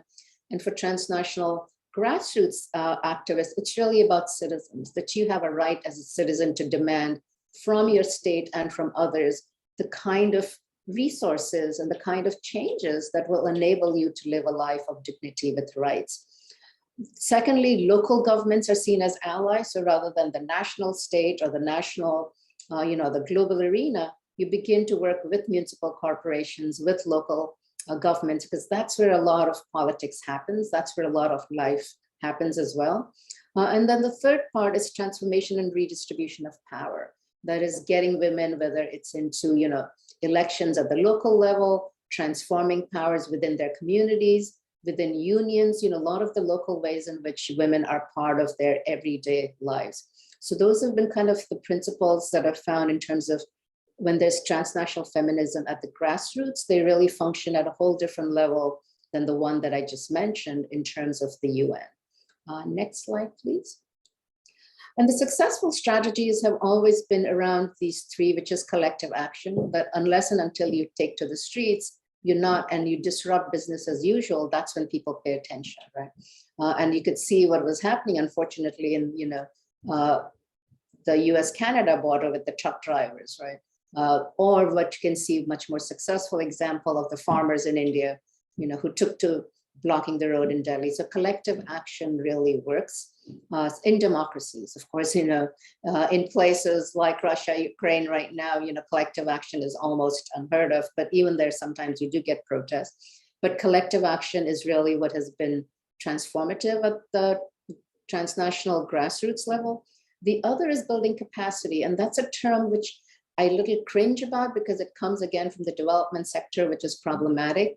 But at the same time, if you think about it in the sense that Amartya Sen talks about, that we each have abilities that need to be encouraged and that potentials that are developed, then, that's a way of saying, how do we in some ways educate and enhance the abilities and capabilities of people at all levels?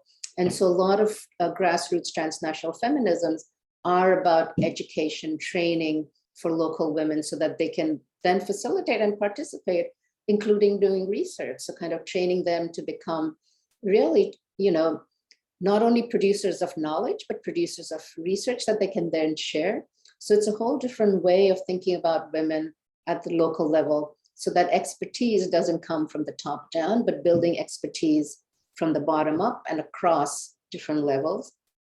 And finally, building alliances and demonstrating these capacities, right? So you've kind of developed workshops, you've enabled people to do their own surveys. And if you look at almost all grassroots transnational feminist networks, you have women from the communities themselves mapping and developing things. And, another good example in Bombay, which is, I think, still ongoing, is the Right to P movement, which was started by women in the community, supported by, 30 to 35 women's movements and organizations in the city, but then it moved to different states. And there it was women in the communities themselves documenting the state of the toilets, mapping the lack of toilets, what happened, and then using their knowledge and presenting it, to the municipal corporations to talk about, right? And so building alliances and demonstrating those capacities has been a key and a successful strategy of grassroots transnational feminists. Next slide, please. The last kind of site that I want to talk about is transnational feminism at the World Social Forum, which was a global gathering, but also a process. It's both of those things. So there were global gatherings that happened, and this started in 2001. It continued until 2017, and now the World Social Forum is, one can say, in a latent phase. And the World Social Forum also had annual global gatherings. The first 4 were in Brazil, which is where it was started. And even though it was meant to be a platform for social movements with no state involvement, at the time, Lula was the president of Brazil, and his the Workers' Party, did support this World Social Forum. The World Social Forum then also moved. It was in Bombay in, I think, 2008 or 9, I forget, 4 maybe, and then it moved to 2004. 2004. And then it moved to Nairobi, and then the last ones were in Morocco and in Tunisia, sorry. And after that, again, they realized, like the UN conferences, that even though this was not governmental, this was just social movement organized, that again, who can travel to global gatherings would be movements that have more resources. And even though they were primarily for, at the World Social Forum, also to give you just a little bit of history, because it's important, was in some ways a challenge to the World Economic Forum. So the World Economic Forum happens in Davos, Switzerland every year. This is where corporate leaders, governmental leaders really meet to kind of, in some ways, shape globalization, right? And it's been happening since the 70s, the World Economic Forum. But as social movements became aware of this, they were realizing that globalization, when you only focus on economic globalization, was wreaking havoc everywhere. was leading to a lot of inequalities. And so we needed a World Social Forum to say, you cannot have corporate globalization. We are for globalization of the people, and flow of ideas and peoples is fine, but corporate globalization, which means, corporate capitalization, is really in some ways detrimental to global health. And so the World Social Forum's origin was to kind of critique corporate globalization and to think about a globalization that would be for people, not profit, that would bring people together, but that would also be ecological, and that would have rights for all, including women and marginalized communities. So at some of the World Social Forums, indigenous communities, women were very, very strong presence. Yet, like most, global movements, men tend to dominate, right? So this was kind of, in some ways, you could see it as, a development of the left in Latin America, which is very male dominated and also relatively white, because even in Latin America, we have, Afro-Latinos, and they were not the ones who were dominating the World Social Forum. And even at this global justice movement, then at the World Social Forum, feminists felt that women, even though they were large participants, their issues were marginalized, and they were not necessarily the ones who were, part of the international organizing committee or part of the decision-making around the social forum. There was also at one point a rape that took place, I think both in India and also in Brazil. And so women and violence issues were not being taken care of. And so as a result, as a critique of the World Social Forum, the feminist dialogues emerged. And these were feminists from all around the world who were participating in the World Social Forum and saying it doesn't matter, feminist issues always have to be raised by feminists. And that was kind of one of the critique. Why does it take feminists to bring, issue of violence against women? Why could the World Social Forum not in itself recognize that these are issues that should impact everyone? And so feminist dialogues then began as a way to critique the World Social Forum, but within the World Social Forum. Next slide, please. So then if you think about transnational feminism, as I've kind of, very quickly done a long history right from the middle of the 19th century, but particularly focus on contemporary transnational feminism, what are some of the contributions? What are some of the challenges? So in terms of contributions, it's a radical geography, right? It's kind of from the Cold War geography to now, we always talk about the global North and the global South. That kind of binary is also very problematic because it misses out that in the global North, there are, communities who are of the global South, and in the global South, we have people who are, so when you think about billionaires, whether it's in India or South Asia or in Mexico, there are lots of billionaires. So this kind of binary in some ways undermines the fact that reality on the ground is much more complicated, that there's a North and the South and the North. And so I think transnational feminism kind of breaks up those binaries and provides, a radical geography that makes these alliances across borders, which are not necessarily North, South, East, West, but across multiple of those borders. The second sort of contribution of transnational feminism has been intersectionality. That as you sort of realize that when we're talking about feminists from the global South, we're always raising issues of gender in relation to caste, in relation to class, in relation to religion, in relation to all of these other race when it comes to Latin America, that all of these ways, you cannot think about feminism as somehow isolated from all of these other issues as well. So intersectionality has been very important to transnational feminism because it emerges by women, challenging and recognizing that gender and patriarchy is different based on where you are, your location in the geopolitical system. Transversal practices, which means going across, sharing across in terms of peer learning, what I mentioned with the grassroots transnational feminist, as opposed to, hierarchical organizations. So that's been a big contribution of transnational feminism. Theoretically, among its biggest contribution has been what has emerged from Latin America as coloniality, modernity, decoloniality. This is essentially saying that there could not have been modernization for countries in the Europe without colonization, right? That the modernity that emerges in UK first, and then later on, in Western Europe and the United States is very much hand in hand goes with coloniality. That without colonization, they would not be modern, right?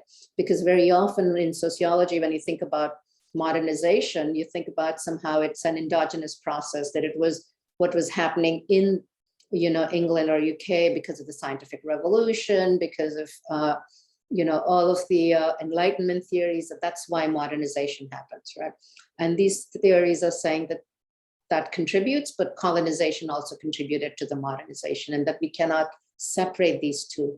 And therefore, we're in a moment where coloniality still exists. So the notion that we might be post-colonial and that, the colonizers have left, but the colonizing tendencies still continue. So the coloniality of power still continues, whether it's in India, Latin America, or African countries. And so it's very important to think about decoloniality. That is, how do we begin this process of decolonization? We are post-colonial, but not decolonial, right? And that has, I think, been a very important contribution. And that's something that we are all still working, because we are not all decolonized. And, then we have different kinds of religious fundamentalisms like Hindutva today. And, I don't need to tell anybody sitting in South Asia, the challenges that we've faced, including with the hijab controversy that I, saw some question and answers.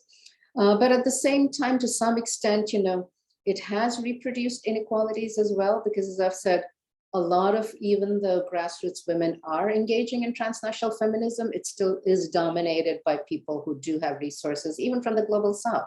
So from India, India has been very big in transnational feminist movements, whether at the grassroots level, whether at the UN, or whether at the World Social Forum. But again, it's, certain feminists, certain ones who are familiar with, the colonial languages, whether it's, and in our case, it's English, who are able to participate in some of these much more readily and easily than some of the others. And sometimes it has meant that there is a shift from the local to the transnational. That is, you end up spending a lot more time going to some of these transnational events and conferences, raising funds, or transnational meetings. And that, kind of leads to a little bit of skewedness, which, not to say that things don't continue at the local level, but there ends up being a little shift. So when you're writing, you're always focusing on, what are the next ways in which some transnational, whether it's the World Social Forum or some of the other entities, what are their foci? Next slide, please. So what is, the way forward? And as I said, one of the big things that has been, raised is the need to decolonize, no matter whether you're in India or whether you're in the US or within the UK. Everybody needs to decolonize. And what that means is going to be, again, different based on your colonial experience. So in the US, for example, the US is a settler colony. The colonizers never left. The colonizers just took over and appropriated the lands of the native peoples. There was genocide, brought in, enslaved peoples to do their labor, and then immigrant labor, which, continues till today.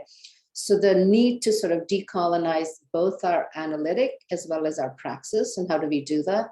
And in India, the biggest challenge has been by Dalit movements, so the feminist movements in terms of who speaks and who writes have been Savarna feminists. Where are the voices and spaces, of Dalit feminists, of Bahujan feminists, right, or Adivasi feminists? So the kind of need to decolonize both our analysis and our movements, and then to address the inequalities generated both by neoliberalism and COVID, which, has just highlighted again. And, it's sort of unfortunate that every new pandemic or every new crisis just shows the same fault lines, right? That the people who are most going to be impacted are going to be those who are most marginalized. And women from all communities tend to be among the ones who are most marginalized everywhere. And so the need for this kind of transnational feminism, I think, is even more, as Vibhuti was saying at the end of her talk, that solidarity is the best tool that we have in terms of addressing all of this, in solidarity with our communities, but solidarity across. But I think with that solidarity, it's also important to keep the decoloniality of that solidarity in mind, because very often, we quickly all write and, sign petitions, because these days it's so easy to do that. But what does that mean? What is the local context? And what does my kind of, doing that mean for the people elsewhere? Because that's also led to a lot of controversy in terms of feminists from the global north signing petitions, not always in conversation with local feminists, and how that actually sometimes undermines what's going on. So in both of those, reaching out in solidarities. Even in those solidarities, how do we practice solidarity is very important to reflect upon and to constantly be asking those questions of decoloniality. And as I said, decoloniality means different things. And in the Indian case, decoloniality, I would say, is really talking about pre-colonial inequalities, whether it's of caste or whether it's of Adivasi status, or of course of religion, which is also very important. And I think that's it for my slides, and I'm happy to take questions, comments. Yes, thank you, ma'am, for this very enlightening session. I would like to pose some questions to you from the audience. Mm-hmm. The first one being, Sweta Rupa Mishra says, what are your opinions on the domination of Western feminists over others? Do you think the differentiation of feminists in accordance to their culture, issues, religion, etc., is actually affecting of the larger unity of feminists and their causes? Yes, I think first of all, there's no question that in a lot of spaces, whether it's theoretical or otherwise, there is a domination of feminists, not just from the West, but I would say global North. And actually, I would say, dominant feminists from everywhere dominate. So whether it's dominant feminists from India or elsewhere. So I think we shouldn't just put it only on the West. I think there are dominant feminists in all countries who dominate. And so, yes, that's unfortunately, I think, reflects the realities of our societies. We are stratified. And so that's kind of, an inevitable reflection of that, and which is what we need to undermine. And in terms of whether, all these multiple feminisms are undermining the unity of feminisms, I don't think so at all, because I think we cannot have a unified movement as one movement. I think there are lots of different issues. And I think the more feminisms and the more kind of issues that emerge, the better it is. I think, but we all need to be cognizant of what the other feminisms are raising in our own work, right? So even though we might focus on one issue, for example, how do we then bring in issues of other inequalities, whether it's gender, sexuality, disabilities, whatever it is in our own work. And so I think the multiple feminisms is just a way of opening up the conversation rather than, limiting it. And I don't think, we can sort of just have one movement going everywhere. Thank you. Prachit Dung asks, with the emergence of misinformation and anti-feminism groups on digital platforms, do you believe transnational feminism movements are marginalized? No, I think in some ways what that has meant is that we can use the same tools, right? We can use the same tools to then spread and correct that misinformation. So as that happens, I think it also allows us those tools. And if you look at any kind of social media, lots of feminist groups from all around are very actively challenging that misinformation, right? And there, there's a very famous quote from Audre Lorde, who is a Caribbean feminist, who, said, and her quote is very often misused, which is, quote, the master's tools cannot dismantle the master's house. And what she meant, excuse me, was that if you use the same tools, you might reproduce some of the same inequalities, but at the same time, how you use those tools also matter, right? And so if, there's a lot of misinformation on social media, then we can take to social media to challenge that, misinformation, and that's happening all over as well. So, whether it's through hacktivism, lots of ways in which young and all generations of feminists are actually taking to social media. So I don't see that as marginalization. I see that as yet another space, but it just means we all have a lot of work to do all the time. Unfortunately, that's what it means. Pallavi Singh asks, the idea of globalization of people, not economies, strikes me as very ripe. Professor Desai, could you please elaborate on the impact of neocolonialism on women and other marginal genders in developing countries today? Could you repeat this? I missed new globalization, did you say? New colonialism. New colonialism, absolutely. I think, and that's where we have this sort of, multiple contradictory movements. When I meant globalization of people, what I meant is globalization of the ability of people to travel without restrictions, right? That people should be able to travel. Yet what we now see is, this kind of brand of capitalism is again back to almost primitive accumulation by this time the bodies of people, whether it's migrants, bodies of, non-binary people. And so I think what we see is a circulation of bodies for labor, and particularly those bodies that are less valued are being exploited even more. And so I think, unfortunately, the kind of capitalism, global capitalism we see today is based on the exploitation of all forms of labor, and particularly some bodies are even more vulnerable in that than other bodies. And so I think it is a form of, new form of colonization. And, if you remember Maria Mies's book from the 70s, Women, the Last Colony, and I think we can expand it to say, all genders, particularly non-dominant genders, are the last colony that are being, colonized for extraction of labor to, in some ways, further profit for corporations. Kevna Desai says, absolutely thought-provoking and insightful presentation. Do you see a transnational bias in funding in academia and R&D for social sciences in general and feminist studies in particular?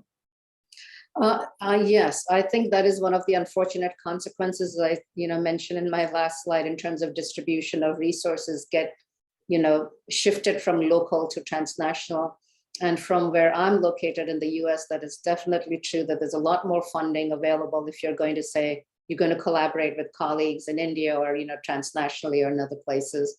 And so that's, I think, the negative part. But on the positive side, things like COVID, for example, it is very useful to have studies which are transnational. And if you're not familiar with this website, I would definitely recommend it. And it's called Feminist and Feminism during COVID. And it actually has people from all over, feminists from all over, talking about the impact of COVID on women, and so it's a very rich website. And so in that sense, transnationalizing or knowing what's happening, because a lot of our problems are global. So if you think about, three main problems that, as I see it, one of social inequalities, economic and social, climate change, and COVID, all of these are global problems. And I think the more we can share and learn from each other, it's better. We don't necessarily need to take away resources, to be able to do that. But there are other ways to be transnational without necessarily, the resources shifting. And I think sort of setting up portals where you share whatever you might be doing at a national level so that others can have it. I think that's one way of kind of addressing the shift of resources, so that the resources still can be locally based, but portals can allow us to share what's going on in other countries. On the point of decolonizing, Nangmani Rao says, one thing to address is narrow nationalism, fundamentalist revivalism that is rearing its ugly head in many countries with notions of INDEC, etc. With notions of what? By the sectarian state. The notions of INDIC, INDIC. Oh, okay.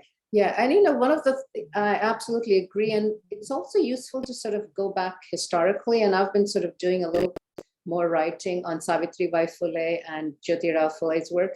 And even 100 years ago, then he was talking about, that for us, decolonization, as he said, the Brahmins in some ways were the first colonizers. And so decolonization began with de-Brahmanizing, and then sort of against the British.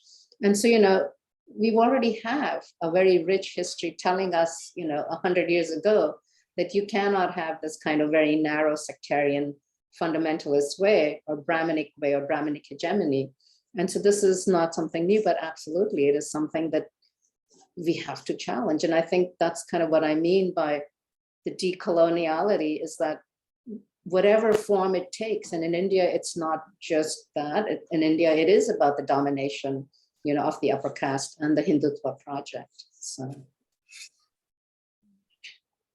Shilpi Shabdita thanks you and says, where can one learn more about transnational grassroots activism in South Asia of women building alliances across areas of protracted armed conflict? Yeah, I think there's actually around areas of armed conflict, there's quite a bit written. And, so if you look up, Sangat has done some work on it that Vibhuti mentioned earlier. So there are lots of anthologies out there that actually do talk about women in armed conflict, particularly in South Asia. And so I would, recommend that you go to Sangat's website and, they have publications. That would be one good place to begin. And then that would help you, to find some others as well.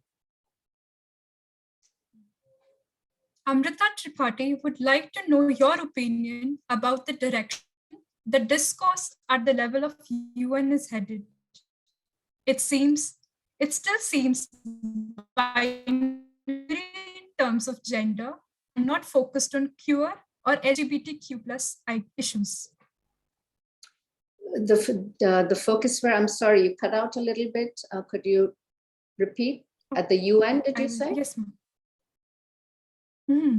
So it was at the UN. Yes, ma'am. The direction the discourse at the level of UN is headed, it still seems binary in terms of gender and not focused on queer or LGBTQ plus issues. I think that's true for the most part, but at the same time, if you look at more recent publications that have come out from the UN, they're much more aware of LGBTQ issues. They're much more aware of non-binary genders. So it is slow, but I think it is moving. And I was, just looking at the UNRWA, which is the UN's Research Institute for Social Development, and almost all their publications and their policy document and issue briefs, which is important, do focus on LGBTQ and non-binary. So I think even at the level of the UN, the discourse is shifting. And in recognition, but you are right that for the most part, gender has become a way to really be about women, because they rarely talk then about men or masculinities, though they do. And certainly, they don't go beyond the binary. But I think in a lot of other documents, you do see a shift that's happening. Though I wouldn't say that, it's universally reflected in the UN, but it's clearly shifting for sure. Ishwara says, ma'am, the fact that sometimes there are a lot of disagreements within different groups of feminists, do you think that this in a way hinders the development of women as a marginalized group? I don't think so. I think disagreements are good. They're healthy. They make us aware of our own shortcomings, our own blind spots, because we all have them. And I think disagreements, if you're open to it, and I think that's why it's important how you frame disagreements. To me, disagreements are, for me, a way to signal that, okay, I'm not looking at something, that I need to be thinking about this. So to me, disagreements are healthy because that's a way of advancing our own thinking.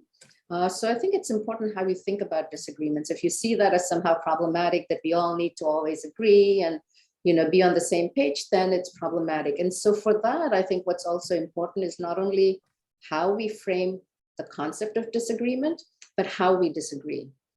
So that disagreement can be about ideas, can be about strategies, rather than making it ad hominem about person. Sometimes, there are personalities involved as well, but it's important to keep, the message as the focus of disagreement rather than the person, right? So not because who's the person who's raising these issues, what is the issue being raised? And if you, find yourself defensive, then you need to ask yourself, why am I defensive? Why cannot I say, yes, I didn't think about this. This is something, that I need to think about further. And a good example is, if some of you may be aware of the Feminist India listserv, and for the past week or so, there's been this hijab, a lot of feminists writing about the hijab controversy, Muslim feminists, non-Muslim feminists. And it's interesting to see how it's developed, and some people feeling, a little bit hesitant to express themselves. But in the end, I think, people did express themselves in the full range of what they saw as possibilities.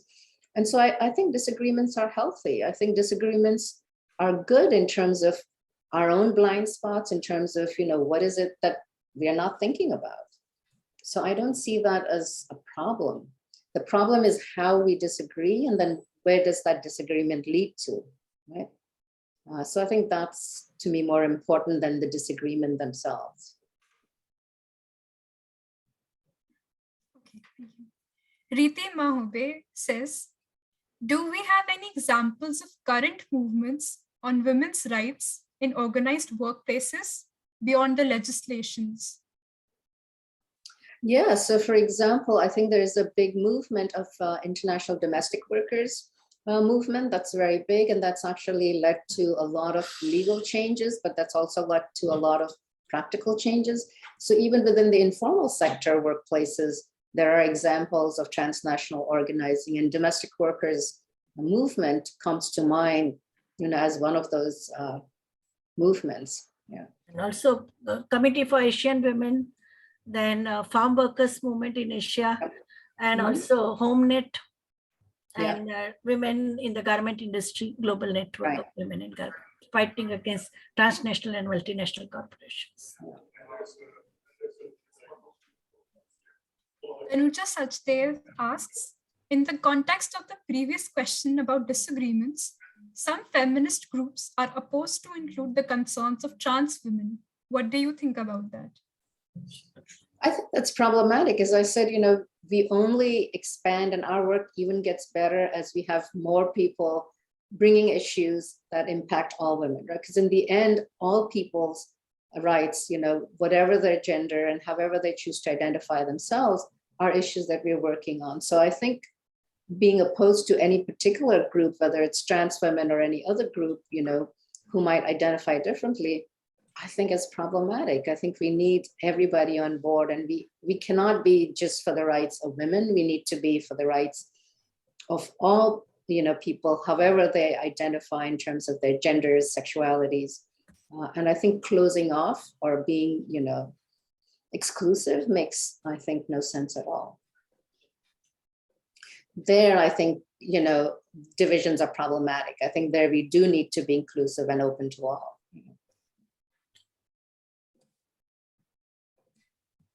Thank you so much, ma'am, for answering all the questions. Would you like to conclude your lecture in another 5 minutes? I think for me, what's, and more than conclusion, I'm sort of, by way of conclusion, all I want to say is that clearly COVID has kind of brought home to all of us, not that we needed that, of the continued struggle and fights that we still have. I think transnationalism is an important tool that we have as well, along with, what's happening locally. But I think in all these contexts, keeping in mind the ability to reflect and to, I think, challenge the ways in which dominant hegemonies still continue, whether it's in feminism, whether it's in LGBTQ, because in each community, no matter what it is, we have dominant groups and we have marginalized groups, and our inability to recognize and, to deal with ways to acknowledge that, I think is very important. And so I think for justice, equity, and transformation, we need to keep that in mind, that how do we constantly think about the ways in which within any particular identity, the dominant groups can end up reproducing, hierarchies instead of solidarities. Thank you so much, ma'am. Thank you so much for this very enlightening session.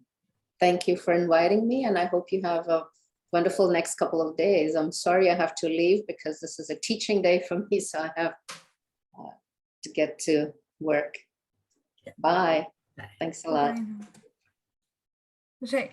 As we come to the end of this very enriching and insightful day 1 of the 3-day immersive online certificate training program on feminism and the global social transformation, I, Mahima Kapoor, researcher at IMPRI, would like to formally propose a conclusion to this event. On behalf of the IMPRI Gender Impact Study Center, I would like to thank our distinguished experts who joined us and shared their knowledge with us today, Dr. Leena Pujari, Professor Vibhuti Patel, and Professor Manisha Desai with their lectures. And this concludes the day 1 of the program, and we look forward to having you for the remaining 2 days as well. Thank you.